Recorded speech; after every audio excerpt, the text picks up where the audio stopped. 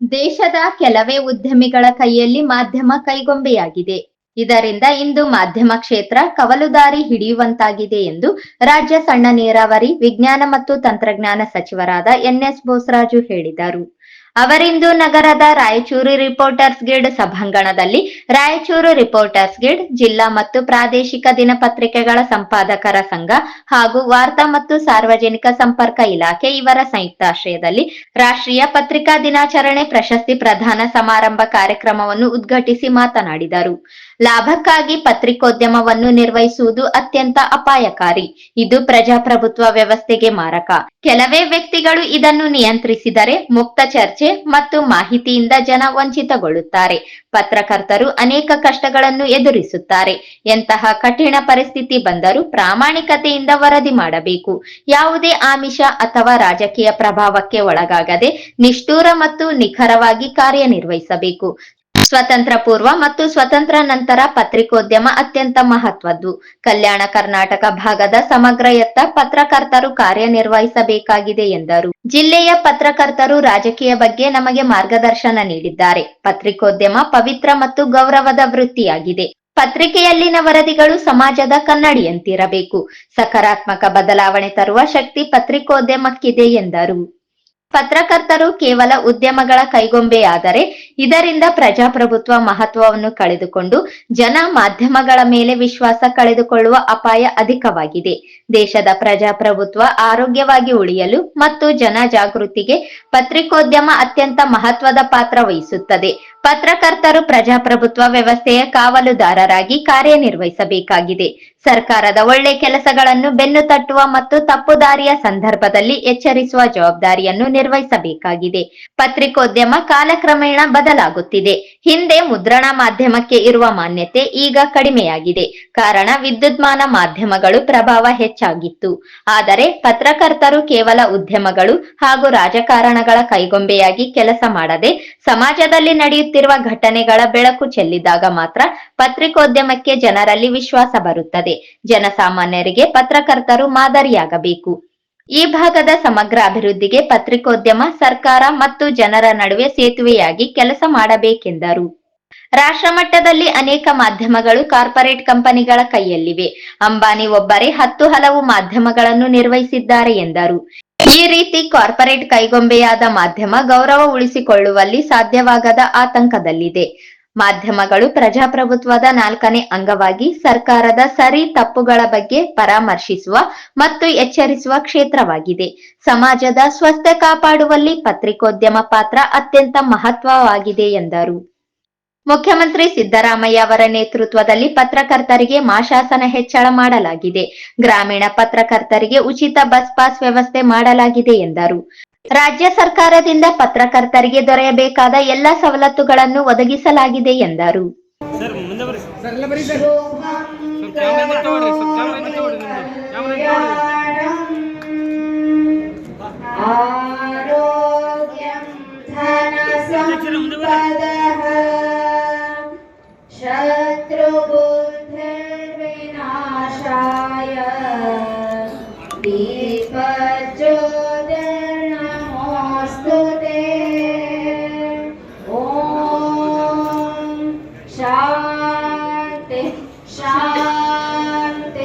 शांति असतो मा सद्गमय तमसो मा ज्योतिर्गमय मृत्योर्मा अमृतंगमय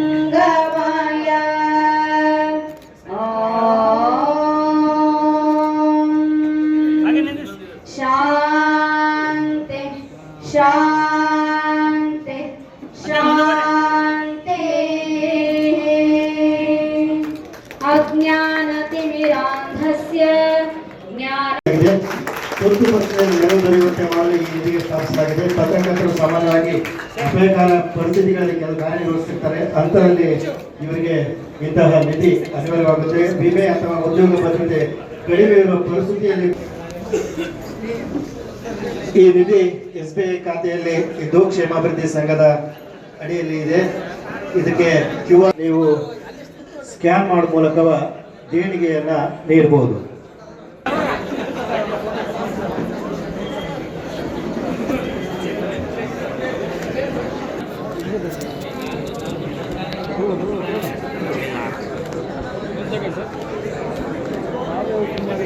ಯಾರಿಗೂ ಸಿಗಲ್ಲ ಸರ್. Sir ಹಿಡ್ಕೊಳ್ಳಿ sir. ಸರಿ ಅದೇ ರಜಾ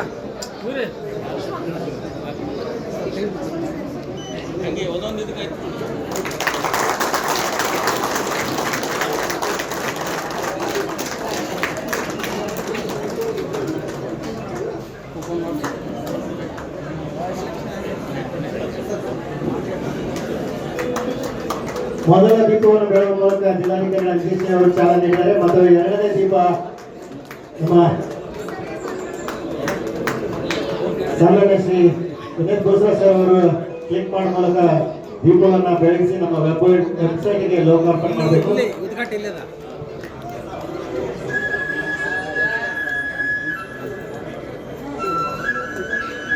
ಈ ವೆಬ್ಸೈಟ್ ಅಲ್ಲಿ ರಾಜೀವ್ ಡಿಪೋಸಿಟ್ಸ್ನ ಎಲ್ಲ ಮಾಹಿತಿ ಮತ್ತು ನಮ್ಮ ಇತಿಹಾಸ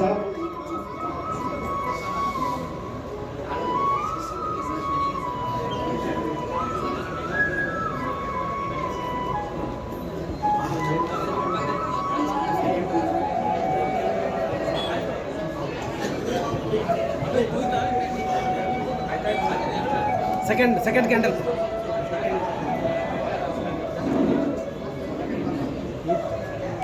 ರಾಜೀವ್ ರಿಪೋರ್ಟ್ಸ್ನ ವೆಬ್ಸೈಟ್ ಲೋಕಾರ್ಪಣೆ ಮಾಡಿದಂತಹ ಗಣ್ಯರಿಗೆ ಧನ್ಯವಾದಗಳು. ಈ ವ್ಯಕ್ತಿ ರಾಜೀವ್ ರಿಪೋರ್ಟ್ಸ್ನ ಮಾಹಿತಿ ಮತ್ತು 25 ವರ್ಷಗಳ ನಮ್ಮ ಇತಿಹಾಸ, ಈ ಸಂಸ್ಥಾಪಕ ಸದಸ್ಯರು ಮತ್ತು ಗೌರವ ಸಂಪಾದಕರು ಹಾಗೂ ಈ ಅನೇಕ ಜನಗಳೊಂದಿಗೆ ಮಾಡಬೇಕು ಅಂತೇಳಿ ನವೆಂಬರ್ನಲ್ಲೇ ಮಾಡಬೇಕೆಂಬ ಉದ್ದೇಶ ತಮ್ಮೆಲ್ಲರಿಗೆ ಇತ್ತು. ಚುನಾವಣೆಗಳು ಬಂದು ಈ ಚುನಾವಣೆಗಳು ಸಹಿತ ನಮ್ಮ ಸಾರ್ವಜನಿಕ ಚುನಾವಣೆಗಳಂತೆ ಬಹಳ ಒಳ್ಳೆ ರೀತಿಯಿಂದ ಸ್ಪೋರ್ಟಿವ್ ಆಗಿ ಎಲ್ಲ ಜಿಲ್ಲೆಗಳಲ್ಲಿ ಚುನಾವಣೆಗಳು ನಡೀತಾ ಇದೆ. ಆ ದಿಶೆಯಲ್ಲಿ ರಾಯಚೂರು ಜಿಲ್ಲೆಯಲ್ಲಿ ಸಹಿತ ಚುನಾವಣೆಗಳು ನಡೆದು ಅವರೆಲ್ಲ ಪದಾಧಿಕಾರಿಗಳಾಗಿ ಇವತ್ತು ಈ ಕಾರ್ಯಕ್ರಮವನ್ನು ತಮ್ಮೆಲ್ಲರ ಸಮ್ಮುಖದಲ್ಲಿ ಪ್ರಾರಂಭ ಉದ್ಘಾಟನೆ ಆಗಿದೆ. ವಿಶೇಷವಾಗಿ ಸ್ವಾತಂತ್ರ್ಯ ಪೂರ್ವ ಸ್ವಾತಂತ್ರ್ಯ ಬಂದ ನಂತರ ಇಡೀ ಸಮಾಜಕ್ಕೆ ಮಾರ್ಗದರ್ಶನ ಕೊಡ್ತಕ್ಕಂಥ ಈ ಪತ್ರಿಕೆಗಳ ಪಾತ್ರ ಬಹಳ ಮಹತ್ತರವಾಗಿರ್ತಕ್ಕಂಥದ್ದು. ಹಾಗಾಗಿ ಅಂದಿನ ಸಂದರ್ಭದಲ್ಲಿ ಇರ್ತಕ್ಕಂಥ ಕೆಲವೇ ಪತ್ರಿಕೆಗಳು ಇವತ್ತು ಇಡೀ ರಾಷ್ಟ್ರದಲ್ಲಿ, ರಾಜ್ಯದಲ್ಲಿ, ಜಿಲ್ಲಾ ಮಟ್ಟದಲ್ಲಿ, ತಾಲೂಕಾ ಮಟ್ಟದಲ್ಲಿ ನೂರಾರು ಪತ್ರಿಕೆಗಳು ಇವತ್ತು ನಮಗೆ ಪ್ರತಿನಿತ್ಯ ವಿಚಾರಗಳನ್ನು ಮಾಡಿರ್ತಕ್ಕಂಥ ಒಂದು ಪ್ರಯತ್ನ ಮಾಡ್ತಾ ಇದೆ. ಇವತ್ತು ಎಲ್ಲೇ ಹೋದ್ರು ಸಹಿತ ನಾನು ನಿನ್ನೆ ಸಿರಿವಾರದಲ್ಲಿ ಒಂದು ಫಂಕ್ಷನ್ ಮಾಡೋದಕ್ಕೆ ಹೋದ್ರೆ ಅಲ್ಲಿ ಒಂದು 22 ಮಂದಿ ಪತ್ರಿಕಾ ವರದಿಗಾರರು ಬಂದಿದ್ರು ಸಿರಿವಾರದಲ್ಲಿ. ಎಲ್ಲ ಎಲ್ಲಿ ಹೋದ್ರು ವರದಿಗಾರರು ಇವತ್ತು ಬಹಳ ಆಕ್ಟಿವ್ ಆಗಿ ಸಮಾಜದಲ್ಲಿ ವಿಷಯಗಳನ್ನು ಸಂಗ್ರಹಿಸಿ ಮತ್ತು ಜನರಿಗೆ ಮಾಹಿತಿ ಕೊಡ್ತಕ್ಕಂಥ ಒಂದು ಪ್ರಯತ್ನ ಇವತ್ತು ಇಡೀ ರಾಷ್ಟ್ರಾದ್ಯಂತ ನಡೀತಾ ಇದೆ. ಆ ದಿಶೆಯಲ್ಲಿ ನಮ್ಮ ಹಿಂದುಳಿದ ಈ ಕಲ್ಯಾಣ ಕರ್ನಾಟಕ ಪ್ರದೇಶ ಸೇರಿ ಸಾಕಷ್ಟು ಸಮಸ್ಯೆಗಳ ಜೊತೆಯಲ್ಲಿ ಈ ಭಾಗದ ಅಭಿವೃದ್ಧಿ ಆಗಬೇಕಾಗಿದೆ. ಆ ದಿಶೆಯಲ್ಲಿ ಈ ಭಾಗದಲ್ಲಿ ದೇವಗತ ಕುಲಕರ್ಣಿ ಅವರು ರಾಯಚೂರು ವಾಣಿ ಪತ್ರಿಕೆ ಬಹಳ ಕಷ್ಟದಲ್ಲಿರ್ತಕ್ಕಂಥ ಸಂದರ್ಭ ಪ್ರಾರಂಭ ಮಾಡಿ ಅವರು ಆ ಪತ್ರಿಕೆ ನಡೆಸ್ತಕ್ಕಂಥದ್ದು ನಾವು ಪ್ರಥಮ ಬಾರಿಗೆ ಈ ಭಾಗದ ವಿಷಯಗಳ ಬಗ್ಗೆ ಮನವರಿಕೆ ಆಗ್ತಕ್ಕಂಥ ಪ್ರಯತ್ನ. ನಾನು ಮಾತಾಡೋದು 1970 ಅಂದರೆ 55 ವರ್ಷದ ಹಿಂದಿನ ಕಾಲ. ಆದ ನಂತರ ಶ್ರೀಮಾನ್ ಸ್ವಾಮಿಯವರು ಮತ್ತು ವೆಂಕಟೇಶ್ವರ ಸೇರಿ ಸುದ್ದಿಮೂಲ ಪತ್ರಿಕೆ ಪ್ರಾರಂಭ ಮಾಡಿದ್ರು. ಅವೆರಡೇ ಪತ್ರಿಕೆ ಲೋಕಲ್ ಪತ್ರಿಕೆಗಳಾಗಿದ್ದವು.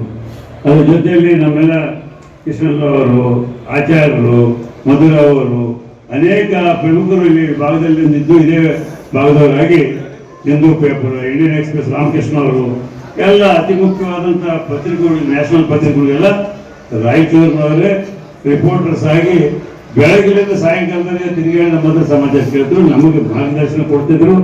ನಾವು ರಾಜಕೀಯದಲ್ಲಿ ಬರಬೇಕಾದ್ರೂ ಈ ಕಾಲುವ, ನೀರು, ರೈತರ ಸಮಸ್ಯೆ ಬಗ್ಗೆ ಪ್ರತಿನಿತ್ಯ ನಮ್ಮ ಜೊತೆಯಲ್ಲಿ ಇರ್ತಿದ್ರು ಅಂತ ತಿಳಿದಾಗಿರ್ತಕ್ಕಂಥದ್ದು. ಅವರೆಲ್ಲ ಇವತ್ತು ನಮ್ಮ ಮುಂದೆಲ್ಲ ಕೃಷ್ಣರವರು ಒಬ್ಬರೇ ಉಳಿದಿದ್ದಾರೆ. ಇವರೆಲ್ಲ ಮಕ್ಕಳೆಲ್ಲ ಚಲುವಾಗಿಲ್ಲ, ಲರ್ನರ್ಗೆಲ್ಲ ತಿರುಗಿ ಬರ್ತಾ ಇದ್ದಾರೆ. ಇವ್ರ ದಿನಮುಚ್ಚ ನಮಗೆ ಬೆಳಗ್ಗೆ ಸಾಯಂಕಾಲ ತನಕ ಕಾಳುವ ಬಗ್ಗೆ, ರೈತರ ಬಗ್ಗೆ, ರಸ್ತಾಭಿವೃದ್ಧಿ ಬಗ್ಗೆ ಕಾಲುಗಳ ಬಗ್ಗೆ ಪ್ರತಿನಿತ್ಯ ಮಾತಾಡೋರು ಮತ್ತು ನಮ್ಮ ವಿರುದ್ಧವಾಗಿ ಕಠಿಣವಾಗಿ ಬೈಯೋರು. ಕಠಿಣವಾಗಿ ಅಂದ್ರೆ ಬೆಳಗ್ಗೆ ಎತ್ಕೊಂಡು ಅವ್ರ ಪತ್ರಿಕೆ ನೋಡ್ಬೇಕು ಏನ್ ಬಂದಪ್ಪ ಇವತ್ತಂತೇಳಿ. ಅಂದ್ರೆ ಅವತ್ತು ನಮ್ಮ ಪಕ್ಷ ನಮ್ಮ ಅಧಿಕಾರದಲ್ಲಿ ನಾವೇ ಎಚ್ಚರಿಕೆ ಆಗಿರೋದ್ರಿಂದ ಸಹಜವಾಗಿ ಆ ರೀತಿಯಾದಂತ ಮಾರ್ಗದರ್ಶನ ಕೊಟ್ಟು ನಮ್ಮನ್ನೆಲ್ಲ ಸರಿಯಾದ ದಾರಿಗೆ ತಂದಿರ್ತಕ್ಕಂಥದ್ದು, ಈ ಭಾಗದ ಸಮಸ್ಯೆಗಳ ಬಗ್ಗೆ ಅರಿವು ಮಾಡಿಕೊಟ್ಟಿರ್ತಕ್ಕಂಥದ್ದು, ಅದು ಯಾವ ರೀತಿಯಾಗಿ ಸರಿ ಮಾಡಬೇಕು ಅಂತ ಮಾರ್ಗದರ್ಶನ ಕೊಟ್ಟಿರ್ತಕ್ಕಂಥದ್ದು. ಬರ್ತಾ ಇಡೀ ರಾಜ್ಯದಲ್ಲಿ ರಾಷ್ಟ್ರದಲ್ಲಿ ಪತ್ರಿಕೆಗಳು ಹೆಚ್ಚಾಗಿದ್ದಾವೆ. ಲೋಕಲ್ ನಲ್ಲಿ, ತಾಲೂಕು ಮಟ್ಟದಲ್ಲಿ, ಜಿಲ್ಲಾ ಮಟ್ಟದಲ್ಲಿ ಹತ್ತಾರು ಪತ್ರಿಕೆಗಳು ಬಂದು ಇವತ್ತು ನಾವೆಲ್ಲ ಸಾಕಷ್ಟು ಪ್ರಯತ್ನ ಪ್ರಾಮಾಣಿಕತೆಯನ್ನು ಮಾಡ್ತಾ ಇದ್ದಾರೆ. ಅದ್ರ ಜೊತೆ ಸರ್ಕಾರ ಸಹಿತ ನಮಗೆ ಬೇಕಾಗುತ್ತೆ. ನೀವು ಪಾಸ್ ಸಲುವಾಗಿ ನಾನು ಒಂದು ವೆಂಕಟ ಸಿಂಗ್ರಿಗೆಲ್ಲ ಗೊತ್ತಿದೆ, 9 ಸಲ ಕ್ವಶನ್ ಹಾಕಿದ್ದು ನಾನು. 3 ಸಾಲ 2 ಸಾಲ MLA ಆದಾಗ, ಆಮೇಲೆ ವಿಧಾನ ಪರಿಷತ್ ಸದಸ್ಯರಾದಾಗ ಸಹಿತ ಪಾಸ್ಗಳು ಕೊಡಬೇಕು. ಆ ರೀತಿಯಾಗ ಇವತ್ತು ಸರ್ಕಾರ ಶ್ರೀಮಾನ್ ಸಿದ್ದರಾಮಯ್ಯ ಬಂದಂತ ಬಲಬಾರಿ ಬಂದಾಗ ಬೇರೆ ನೀವು ಮಾಸಾಸ 3,000 ರೂಪಾಯಿ ಇತ್ತು, ಅದನ್ನ 6,000 ರೂಪಾಯಿ ಮಾಡಿದ್ರು, ಹೌದಿಲ್ಲ?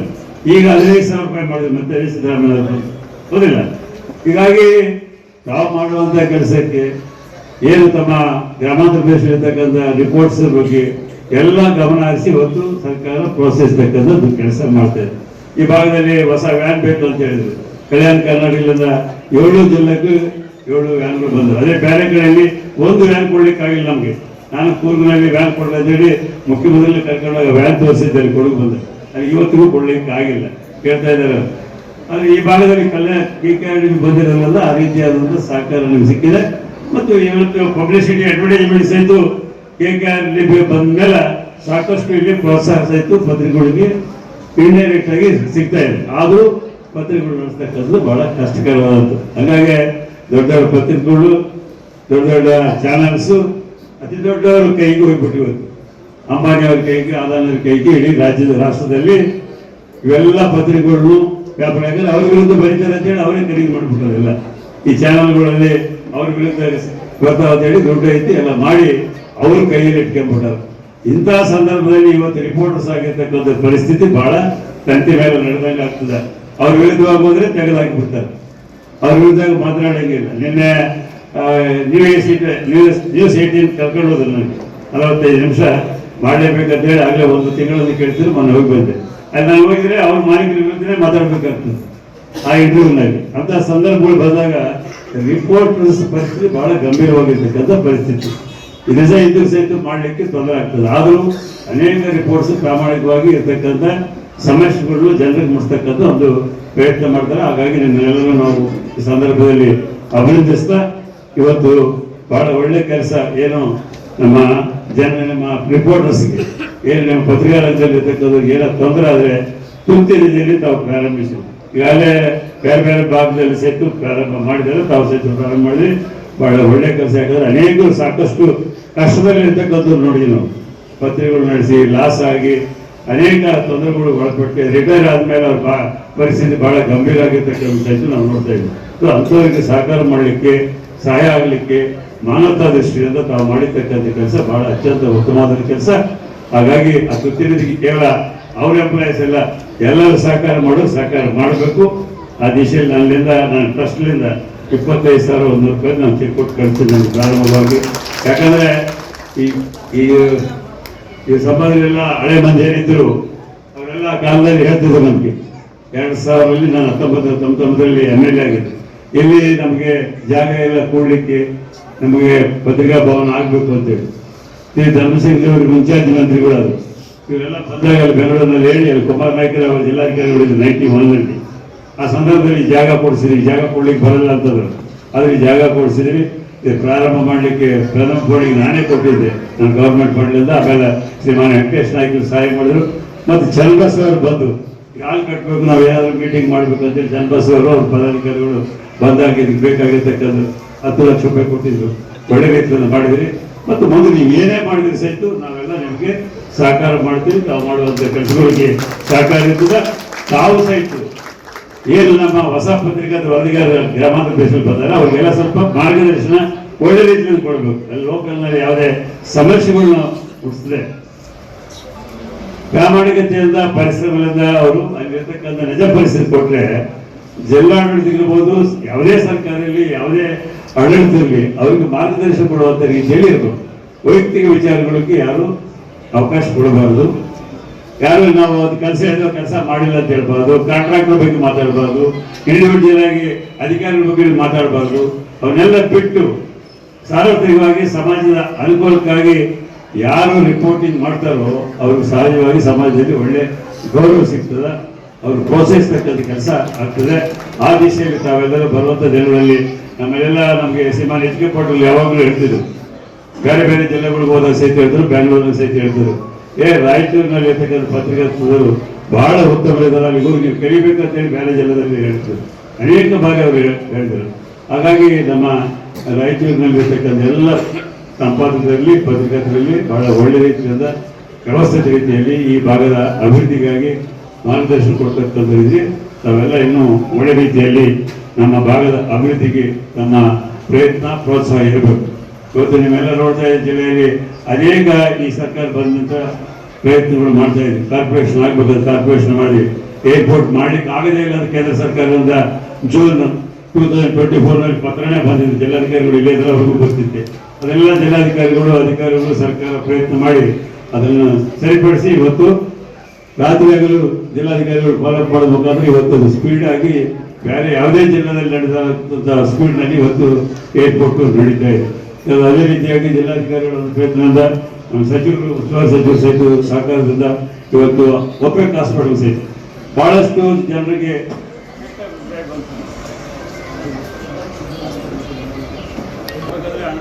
ಮಾಡಿದ್ದಾರೆ. ಅದೇ ರೀತಿಯಾಗಿ ಸರ್ಕಾರ ಬಂದ ನಂತರ ಇವತ್ತು ಕ್ಯಾನ್ಸರ್ ಹಾಸ್ಪಿಟಲ್ಗೆ ಹೊಸ ಹಾಸ್ಪಿಟಲ್ಗೆ ಪ್ರಾರಂಭ ಮಾಡಿ 25 ಕೋಟಿ ಬಜೆಟ್ನಲ್ಲಿ ಕೊಟ್ಟು ಹಾಸ್ಪಿಟಲ್ ಇದಾಗಿದೆ. ಆರೋಗ್ಯ ಮತ್ತು ಶೈಕ್ಷಣಿಕ ಎರಡಕ್ಕೂ ಅತ್ಯಂತ ಪ್ರಾಧಾನ್ಯತೆ ಈ ಸರ್ಕಾರ ಈ ಜಿಲ್ಲೆಯಲ್ಲಿ ಅಭಿವೃದ್ಧಿ ಮಾಡಲಿಕ್ಕೆ ಎಲ್ಲ ಪ್ರಯತ್ನ ಮಾಡ್ತಾ ಇದೆ. ಆ ದಿಶೆಯಲ್ಲಿ ನಮ್ಮ ಜಿಲ್ಲಾಡಳಿತ ಸಹಿತ ಅದನ್ನು ಫಾಲೋ ಅಪ್ ಮಾಡೋದ್ರ ಮುಖಾಂತರ ಬರುವಂಥ ದಿನಗಳಲ್ಲಿ ಭಾಗದಲ್ಲಿ ನಮಗೆ ಅನುಕೂಲಕರವಾದಂಥ ಒಂದು ವಾತಾವರಣ ನಿರ್ಮಾಣ ಮಾಡ್ತೀವಿ. ಆ ದಿಶೆಯಲ್ಲಿ ಈ ಪತ್ರಿಕೆಗಳ ಪ್ರೋತ್ಸಾಹ ಮತ್ತು ನಮ್ಮ ಮಾರ್ಗದರ್ಶನ ಬಹಳ ಮುಖ್ಯ. ಏನು ನಾವು ಕ್ರಿಟಿಸೈಸ್ ಮಾಡೋದ್ರ ಜೊತೆಯಲ್ಲಿ ಏನು ಒಳ್ಳೆ ಕೆಲಸ ಆಗ್ತಾ ಇದೆ ಅದನ್ನು ಸಹಿತ ನಾವು ಹೇಳ್ಬೇಕಾಗ್ತದೆ. ಹೇಳಿದಾಗ ಮಾತ್ರ ಜನರಿಗೆ ಏನು ನಡೀತಾ ಇದೆ, ಏನು ನಡೀಬೇಕಾಗಿದೆ, ಏನು ಆಗ್ಬೇಕಾಗಿದೆ ಅಂತೇಳಿ ಜನರಿಗೆ ಗೊತ್ತಾಗಿದೆ. ಇವತ್ತು ಒಪೆಕ್ ಹಾಸ್ಪಿಟಲ್ ಅನೇಕ ರೀತಿ ಇವತ್ತು ಬಹಳ ಅನೇಕ ರೀತಿಯಾಗಿ ಜನರಿಗೆ ಅನುಕೂಲವಾಗೋದು. ಇವತ್ತು ಸ್ಟಂಟ್ ಮೊದಲೇ ಇಲ್ಲಿ ಆಗ್ತಿದ್ದಿಲ್ಲ, ಎಲ್ಲರೂ ಹೈದರಾಬಾದ್ಗೂ ಬಳ್ಳಾರಿಗೂ ಬೆಂಗಳೂರಿಗೆ ಹೋಗ್ತಿದ್ರು. ಒಂದು ದಿವಸ ಅಧಿಕಾರಿಗಳು ನಾವು ಇಲ್ಲಿ ಹೋದಾಗ ಎಲ್ಲ ಬಳ್ಳಾರಿಗೆ ಕಳಿಸ್ತಾ ಇರ್ತದೆ. ಈಗ ದಿನ ಸ್ಟಂಟ್ಗಳು ಆಗ್ತಾ ಇದ್ದಾರೆ. ಜನರಿಗೆ ಪ್ರಚಾರ ಆಗ್ಬೋದು, ಆದರೆ ಬೇರೆಯವರು ಬಡವರೆಲ್ಲ ಬಂದು ಸ್ಟಂಟ್ ಮಾಡ್ಕೊಂಡಿದೆ, ಡಯಾಲಿಸಿಸ್ ಎಲ್ಲ ಆಗ್ತಾ ಇದೆ. ಈಗ ಅದೇ ರೀತಿಯಾಗಿ ರಾಮ್ ಹಾಸ್ಪಿಟಲ್ ಶುರು ಆದರೆ ಆಕ್ಸಿಡೆಂಟ್ಗಳಾದರೆ ನಾವು ಹೈದರಾಬಾದ್ ಬೆಂಗಳೂರು ಹೋಗೋದು ಬೇಕಾಗಿಲ್ಲ. ಆ ರೀತಿಯಾಗಿ ನಮ್ಮ ಹಾಸ್ಪಿಟಲ್ ಆರೋಗ್ಯದ್ದು ಎಲ್ಲ ಕಡೆ ತಾಲೂಕು ಹಾಸ್ಪಿಟಲ್ಸ್ ಎಲ್ಲ ಕೂಡ ಅಭಿವೃದ್ಧಿ ಮಾಡ್ತಾ ಇದೆ. ಇಲ್ಲಿ ಸಹಿತ ESI ಹಾಸ್ಪಿಟಲ್ ಸಹಿತ ಈಗಾಗಲೇ ಅನುಮೋದನೆ ಆಗಿದೆ.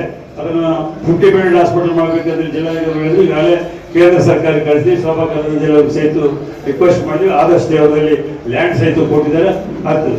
ಅದೇ ರೀತಿಯಾಗಿ ಕಾರ್ಮಿಕರಿಗೆ 37 ಕೋಟಿ ರೂಪಾಯಿ ಕೊಡಿಸಿದ್ವಿ. ವಸತಿ ಶಾಲೆ ನಿರ್ಮಾಣ ಮಾಡಿದ್ವಿ. ಜಾಗ ಸಹಿತ 8 ಎಕರೆ 9 ಎಕರೆ ಜಾಗ ಕೊಟ್ಟಿದ್ದಾರೆ. ಈ ರೀತಿಯಾಗಿ ಆಗಿರ್ತಕ್ಕಂಥ ಅಭಿವೃದ್ಧಿ ಕೆಲಸಗಳ ಬಗ್ಗೆ ಸಹಿತ ನೀವು ಸರ್ಕಾರಕ್ಕೆ ಜನರಿಗೆ ಮಾಹಿತಿ ಕೊಡಬೇಕಾಗಿರ್ತಕ್ಕಂಥ ಜವಾಬ್ದಾರಿ ನಿಮ್ಮ ಮೇಲೆ ಇದೆ. ಹಾಗೆ ಮತ್ತೆ ಆಗಬೇಕಾಗಿದ್ದೇನೆ ಎಂಬುದು ಸಹಿತ ಜನರಿಗೆ ಏನು ಬೇಡಿಕೆ ಇದೆ ಎಂಬುದು ಸಹಿತ ನಾವು ಗುರುತಿಸಿ ಮಾರ್ಗದರ್ಶನ ಕೊಟ್ಟರೆ ಆ ದಿಶೆಯಲ್ಲಿ ಜನಪ್ರತಿನಿಧಿಗಳಾಗಿರ್ತಕ್ಕಂಥವ್ರು ನಾವು ಪ್ರಯತ್ನ ಮಾಡಲಿಕ್ಕೆ ಒಂದು ಅವಕಾಶ ಆಗ್ತದೆ ಮಾತನ್ನು ಈ ಸಂದರ್ಭದಲ್ಲಿ ತಮ್ಮೆಲ್ಲರೂ. ಕಲಬುರಗಿ ಪೀಠದ ಮಾಹಿತಿ ಆಯುಕ್ತರಾದ ಬಿ ವೆಂಕಟಸಿಂಗ್ ಅವರು ಮಾತನಾಡುತ್ತಾ, ರಾಯಚೂರು ರಿಪೋರ್ಟರ್ಸ್ ಗೇಡ್ ಭವನದ ನಿರ್ಮಾಣದ ಸ್ಥಳಕ್ಕೆ ಸಚಿವರು ಎನ್ಎಸ್ ಬೋಸರಾಜು ಅವರು ಬೆಂಬಲ ನೀಡಿದ್ದರು. ಗೇಡ್ ನಿರ್ಮಾಣದ ಹಿಂದೆ ಜಿಲ್ಲೆಯ ಎಲ್ಲಾ ಜನಪ್ರತಿನಿಧಿಗಳ ಕೊಡುಗೆ ಅಪಾರ ಇದೆ ಎಂದರು. ಪತ್ರಕರ್ತರ ತುರ್ತು ಪರಿಸ್ಥಿತಿಯಲ್ಲಿ ಗೇಡ್ ವತಿಯಿಂದ ಸಹಾಯಧನ ನೀಡುವ ಉದ್ದೇಶದಿಂದ ಪತ್ರಕರ್ತರ ತುರ್ತು ನಿಧಿಯನ್ನು ಜಾರಿಗೆ ತರಲಾಗಿದೆ. 25ನೇ ಬೆಳ್ಳಿ ಸಂಭ್ರಮ ಆಚರಣೆಯಲ್ಲಿ ಇರುವ ರಾಯಚೂರು ರಿಪೋರ್ಟರ್ಸ್ ಗಿಲ್ಡ್ ಈಗ ಹೆಮ್ಮರವಾಗಿ ಬೆಳೆದು ಬಂದಿದೆ. ಜೀವಮಾನ ಸಾಧನೆ ಪ್ರಶಸ್ತಿಯನ್ನು ಸ್ವೀಕರಿಸಿದಂತ ನಮ್ಮ ಆತ್ಮೀಯ ಮಿತ್ರರು, ನನ್ನ ಸಹೋದ್ಯೋಗಿಯಾಗಿ ಕೆಲಸ ಮಾಡಿದಂತ ಶ್ರೀ ಮನ್ಸರಾಪುರ್ ಗಗನಾಥ್ ರೆಡ್ಡಿ ಅವರೇ, ಹಾಗೂ ಪ್ರಜಾವಾಣಿ ಪತ್ರಿಕೆಯ ಹಿರಿಯ ವರದಿಗಾರರಾದಂಥ ಶ್ರೀ ಚಂದ್ರಕಾಂತ್ ಮಸಾನಿ ಅವರೇ, ಹಾಗೂ ಶ್ರೀನಿವಾಸ್ ಅವರೇ ಮತ್ತು JB ರಾಜು ಅವರೇ, ಇಂದು ಈ ಒಂದು ಕಾರ್ಯಕ್ರಮ ವಿಶೇಷವಾಗಿ ಆಯೋಜನೆ ಮಾಡಲು ವಾಸ್ತವವಾಗಿ ನವೆಂಬರ್ 16ರಂದು ರಾಷ್ಟ್ರೀಯ ಪತ್ರಿಕಾ ದಿನಾಚರಣೆ ಆಚರಣೆ ಮಾಡಬೇಕಾಗಿತ್ತು. ಆದರೆ ಕೆಲ ಕಾರಣಾಂತರಗಳಿಂದ ಈ ಕಾರ್ಯಕ್ರಮವನ್ನು ಇಂದು ಆಯೋಜನೆ ಮಾಡಲಾಗಿದೆ. ಕಳೆದ 24 ವರ್ಷಗಳ ಹಿಂದೆ ರಾಯಚೂರು ರಿಪೋರ್ಟ್ಸ್ಗಳು ಸ್ಥಾಪನೆ ಆಗೋದಕ್ಕೆ ಒಂದು ಕಾರಣ ಇದೆ. ಜಿಲ್ಲೆಯಲ್ಲಿ ಆ ಸಂದರ್ಭದಲ್ಲಿ ಕಾರ್ಯನಿರತ ಪತ್ರಕರ್ತರ ಸಂಘ ಅಷ್ಟೊಂದು ಚಟುವಟಿಕೆಯಲ್ಲಿ ಇರದ ಕಾರಣ ನಾವು ಮತ್ತು ಕಿಶನ್ ರಾವ್ ಅವರು, ಅರವಿಂದ್ ಕುಲಕರ್ಣಿ, ಸತ್ಯನಾರಾಯಣ, ಚನ್ನಬಸವಣ್ಣ ಮತ್ತು ಮುತ್ತುಂಜಯ ಕಪ್ಪಗಲ್ಲು ಮತ್ತಿತರ ಸ್ನೇಹಿತರೆಲ್ಲ ಸೇರಿ ಅವತ್ತು ಜಯರಾಮ್ ಇವರೆಲ್ಲ ಸೇರಿ ನಾವು ಕ್ರಿಯಾಶೀಲ ಚಟುವಟಿಕೆಗಳನ್ನು ನಡೆಸಲು ರಿಪೋರ್ಟ್ಸ್ಗಳನ್ನ ನಾವು ಅವತ್ತು ಅಸ್ತಿತ್ವ ತರಲು ಮುಖ್ಯ ಕಾರಣ. ಯಾವುದೇ ಪರ್ಯಾಯ ಸಂಘಟನೆಯಾಗಿ ನಾವು ರಿಪೋರ್ಟ್ಸ್ಗಳನ್ನ ಅವತ್ತು ಅಸ್ತಿತ್ವ ತರಲಿಲ್ಲ. ಅದಾದ ಬಳಿಕ ಕರ್ನಾಟಕ ಕಾರ್ಯನಿರತ ಪತ್ರಕರ್ತರ ಸಂಘನ ಚುರುಕುಗೊಳಿಸಬೇಕು ಎಂಬ ಒಂದು ಹಿನ್ನೆಲೆಯಲ್ಲಿ ಆಗಿನ ಉಪಾಧ್ಯಕ್ಷರಾದಂತಹ ಗುಡಿಹಳ್ಳಿ ನಾಗರಾಜ್ ಅವರು ರಾಯಚೂರಿಗೆ ಬಂದು ಕಾರ್ಯನಿರತ ಪತ್ರಕರ್ತರ ಸಂಘವನ್ನು ಚುರುಕುಗೊಳಿಸಬೇಕು, ಅದರ ನೇತೃತ್ವವನ್ನು ನೀವೇ ವಹಿಸಬೇಕೆಂದಾಗ ಆ ಸಂದರ್ಭದಲ್ಲಿ ರಾಯಚೂರಿನಲ್ಲಿರ್ತಕ್ಕಂಥ ಎನ್ ಕೆ ಕುಲಕರ್ಣಿ, ಅವಾಗ ಸಂಪಾದಕರಾಗಿರ್ತಕ್ಕಂಥ ಹಿರಿಯರಾದಂಥ ಎನ್ ಕೆ ಕುಲಕರ್ಣಿ ಅವರು, ಬಸವರಾಜ ಸ್ವಾಮಿ ಅವರು, ದೇಶಪಾಂಡೆ ಅವರು ಮತ್ತು ಮಧ್ವರಾವ್ ಅವರು ಅವರೆಲ್ಲರೂ ಸೇರಿ, ಬಸವರಾಜ ಸ್ವಾಮಿ ಅವರು ಎಲ್ಲರೂ ಸೇರಿ ಒಂದು ಭೇಟಿ ಸಭೆಯನ್ನು ಮಾಡಿ ಎಲ್ಲ ಸಭೆಯಲ್ಲಿ ಒಂದು ತೀರ್ಮಾನ ಏನಾಯ್ತಂದ್ರೆ ಅಡಾಕ್ ಸಮಿತಿಯನ್ನು ಮಾಡಬೇಕು, ವೆಂಕಟ ಸಿಂಗ್ ಅವರನ್ನು ಅಧ್ಯಕ್ಷರನ್ನು, ಅರವಿಂದ್ ಕುಲಕರ್ಣಿ ಅವರನ್ನು ಪ್ರಧಾನ ಕಾರ್ಯದರ್ಶಿಯಾಗಿ ಮಾಡಬೇಕು ಅಂತೇಳಿ ನಿರ್ಧಾರ ಮಾಡಿ ಆವಾಗ ಕಾರ್ಯನಿರತ ಪತ್ರಕರ್ತರ ಸಂಘಕ್ಕೆ ನಮ್ಮಿಬ್ಬರಿಗೆ ಜವಾಬ್ದಾರಿ ಕೊಟ್ಟರು. ಈ ಮುಂಚೆನೆ ನಾವು ರಿಪೋರ್ಟ್ಸ್ಗಳನ್ನ ಅಸ್ತಿತ್ವಕ್ಕೆ ತಂದಿದ್ದೀವಿ. ಆಗ ನಾನು ಪ್ರಧಾನ ಕಾರ್ಯದರ್ಶಿ ಆಗಿದೆ, ಸಂಸ್ಥಾಪಕ ಪ್ರಧಾನ ಕಾರ್ಯದರ್ಶಿ ಮತ್ತು ಡಿ ಕೆ ಕಿಶನ್ ಅವರು ಅಧ್ಯಕ್ಷರಾಗಿದ್ದೇನೆ. ಕಳೆದ 20 ವರ್ಷಗಳ ಕಾಲ ರಾಯಚೂರು ರಿಪೋರ್ಟ್ಸ್ಗಳು ಮತ್ತು ಕಾರ್ಯನಿರತ ಪತ್ರಕರ್ತರ ಸಂಘ ಎರಡೂ ಒಂದೇ ವೇದಿಕೆಯಲ್ಲಿ ಹಲವಾರು ಕಾರ್ಯಕ್ರಮಗಳನ್ನು ಸಾಂಸ್ಕೃತಿಕವಾಗಿರ್ಬೋದು, ಶೈಕ್ಷಣಿಕವಾಗಿರ್ಬೋದು ಮತ್ತು ಕ್ರೀಡಾ ಚಟುವಟಿಕೆಗಳಾಗಿರ್ಬೋದು ಮತ್ತು ಪತ್ರಿಕೆಗೆ ಸಂಬಂಧಪಟ್ಟಂತಹ ಕಾರ್ಯಾಗಾರಗಳಿರ್ಬೋದು ಮತ್ತು ಪತ್ರಿಕಾ ದಿನಾಚರಣೆಗಳನ್ನು ಇದು ಸಂಯುಕ್ತಾಚರಣೆಯಲ್ಲಿ ನಾವು ಆಚರಣೆ ಮಾಡಿಕೊಂಡು ಬರ್ತಿದ್ದೇವೆ.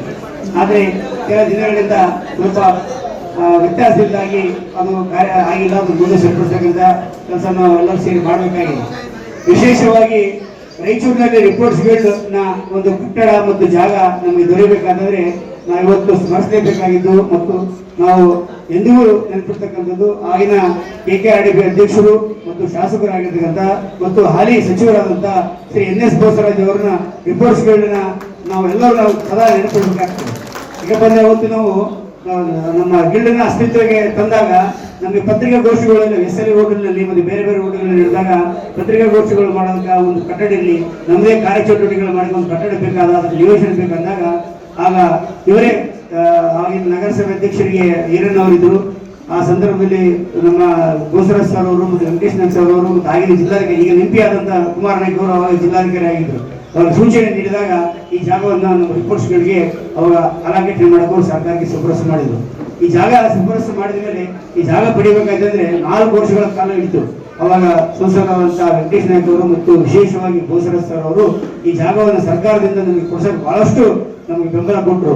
ಕಳೆದ 4 ವರ್ಷಗಳ ಕಾಲ ನಾನು ಒಂದು ಕಿಶನ್ ರಾವ್ ಬೆಂಗಳೂರಿಗೆ ಪ್ರತಿ ವಾರ ಹೋಗ್ಬೇಕು, ಪ್ರತಿ ವಾರ ಈ ಫೈಲನ್ನು ಮೂವ್ಮೆಂಟ್ ಮಾಡಿಸ್ಬೇಕು.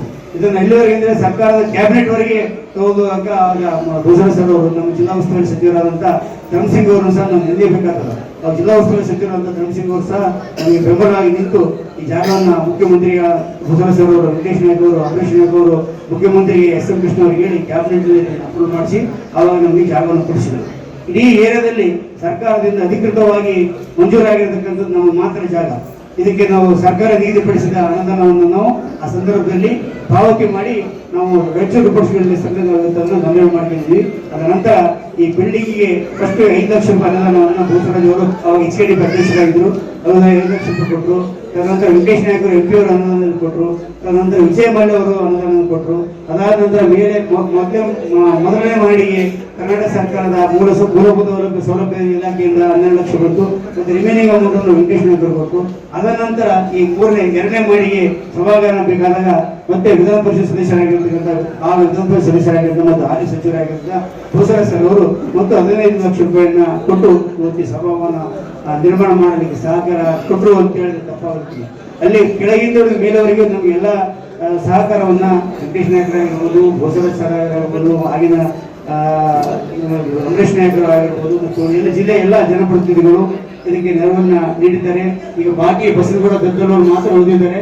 ಮುಂದಿನ ದಿನಗಳಲ್ಲಿ ಸಹ ಈಗ ನಮ್ಮ ಈ ರಿಪೋರ್ಟ್ಸ್ಗಳಿಗೆ ಬೇಕಾದಂಥ ಅನುದಾನವನ್ನು ಅಗತ್ಯ ಅನುದಾನವನ್ನು ಕೊಡಬೇಕಂತೇಳಿ ನಾನು ಈ ಸಂದರ್ಭದಲ್ಲಿ ಪರವಾಗಿ ಅವರಿಗೆ ಮನವಿ ಮಾಡುತ್ತಾ ಇವತ್ತು ರಾಯಚೂರು ಜಿಲ್ಲೆಯಲ್ಲಿ ಆ ಸಂದರ್ಭದಲ್ಲಿ ಆದಾಗ ಇಡೀ ಕರ್ನಾಟಕದಲ್ಲಿ ಕೇವಲ ಮೈಸೂರಿನ ಮಾತ್ರ ಪತ್ರಿಕಾ ಭವನ ಇತ್ತು. ಅದು ಬಿಟ್ಟರೆ ನಮ್ಮ ಪತ್ರಿಕಾ ಭವನ ಆಗಿದ್ದು ರಾಯಚೂರಿನಲ್ಲಿ ಅವಾಗ 24 ವರ್ಷಗಳ ಹಿಂದೆ. ಆ ರೀತಿ ಅಲ್ಲಿ ಆಗಿರ್ತಕ್ಕಂಥ ಎಲ್ಲ ಪತ್ರಕರ್ತರ ಸಹಕಾರದಿಂದ ಇವತ್ತು ನಮ್ಮ ಜಿಲ್ಲೆಯ ರಾಜಕಾರಣಿಗಳು ಸಚಿವರ ಸಹಕಾರದಿಂದ ಇವತ್ತು ಬಿಲ್ಡಿಂಗು ಆಗ ಕಾರಣ ಇತ್ತು ಮತ್ತು ಎಲ್ಲ ಪತ್ರಿಕಾ ಚಟುವಟಿಕೆಗಳೇ ನಡೆಯಕ್ಕೆ ಕಾರಣ ಇತ್ತು. ನಾವು ಇದು ಮಾಡಿರೋದ ಉದ್ದೇಶ ಅಂದರೆ ಸಂಕಷ್ಟದಲ್ಲಿರುವ ಪತ್ರಕರ್ತರಿಗೆ ಸಮಯ ಸಂಕಷ್ಟ ಬಂದಾಗ ಅವ್ರಿಗೆ ಏನಾದರೂ ಆರ್ಥಿಕ ನೆರವು ಕೊಡಬೇಕಾದ ತುರ್ತು ನಿಧಿ ನಮ್ಮಲ್ಲಿರಲ್ಲ. ಈ ಪತ್ರಿಕಾಗೋಷ್ಠಿಯಿಂದ ಬಂದಂಥ ಅನುದಾನದಲ್ಲಿ ಉಳಿಸಿ ಪತ್ರಕರ್ತರ ನೆರವಿಗೆ ಆಗಬೇಕು ಎಂಬುದು ಒಂದೇ ಒಂದು ಕಾರಣಕ್ಕಾಗಿ ಇವತ್ತು ನಾವು ಕಿಶನ್ ಅವರು ಮತ್ತು ಎಲ್ಲ ಪತ್ರಕರ್ತರು ಸೇರಿ ರಿಪೋರ್ಟ್ಸ್ಗಳನ್ನ ಅವತ್ತು ನಾವು ಸೃಷ್ಟಿಗೆ ತಂದಿದ್ದು. ಇವತ್ತು 25 ವರ್ಷಗಳ ಒಂದು ಹೆಮ್ಮರವಾಗಿ ಒಂದು ರಿಪೋರ್ಟ್ಸ್ಗಳು ಬೆಳೆದಿದೆ. ಈಗ ನಂತರ ಚನ್ನಬಸವನವರು, ಸತ್ಯನಾರಾಯಣ ಅವರು ಮತ್ತು ರಾಮಕೃಷ್ಣ ಅವರು ಅವರೆಲ್ಲರೂ, ಶಿವದಾಸ ಭಕ್ತಿ ಅವರು ಅಧ್ಯಕ್ಷರಾಗಿದ್ದಾರೆ. ಈಗ ಹಾಲಿ ವಿಜಯ ಜಾರಕಿಹೊಳಿ ಅವರು ಅಧ್ಯಕ್ಷರಾಗಿದ್ದಾರೆ. ಈ ಒಂದು ಪತ್ರಕರ್ತರು ರಾಯಚೂರು ನಗರದ ಪ್ರಾತಿನಿಧಿಕ ಸಂಸ್ಥೆ ಅಂದರೆ ಪತ್ರಕರ್ತರಿಗೆ ತಪ್ಪಾಗಲಿಲ್ಲ.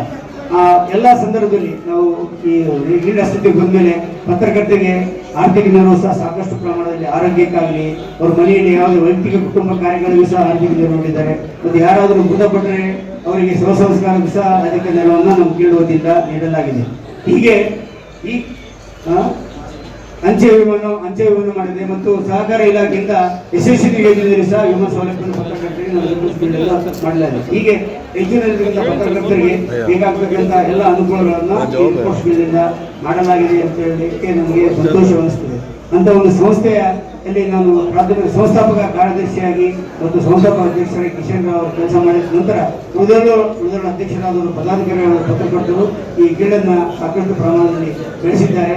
ಅದರ ಜೊತೆಗೆ ರಿಪೋರ್ಟ್ಸ್ಗಳ ವತಿಯಿಂದ ಪ್ರತಿ ವರ್ಷವೂ ಸಹ ಪತ್ರಕರ್ತರಿಗೆ ನಾವು ಪ್ರಶಸ್ತಿ ಕೊಡಬೇಕಂತಂದಾಗ ನಾವು ಎನ್ ಕೆ ಕುಲಕರ್ಣಿ ಅವರು ಮತ್ತು ಬಸವರಾಜಸ್ವಾಮಿ ಅವರು ಮತ್ತು ನಾವು ಕಿಶನ್ ರಾವ್ ಅವರು ವೈಯಕ್ತಿಕವಾಗಿ ನಮ್ಮ ಪಾಲಕರ ಮತ್ತು ನಮ್ಮ ತಂದೆಯವರಿಗೆ ಸಹ ಪತ್ರಕರ್ತರಿಗೆ ಪ್ರಶಸ್ತಿಯನ್ನು ಕೊಡಕ್ಕೆ ದತ್ತಿ ನಿಧಿಯನ್ನು ಸಹ ನೀಡಿದ್ದೇವೆ. ಉಳಿದವರು ಸಹ ದತ್ತಿ ನಿಧಿಯನ್ನು ನೀಡಿದ್ದಾರೆ.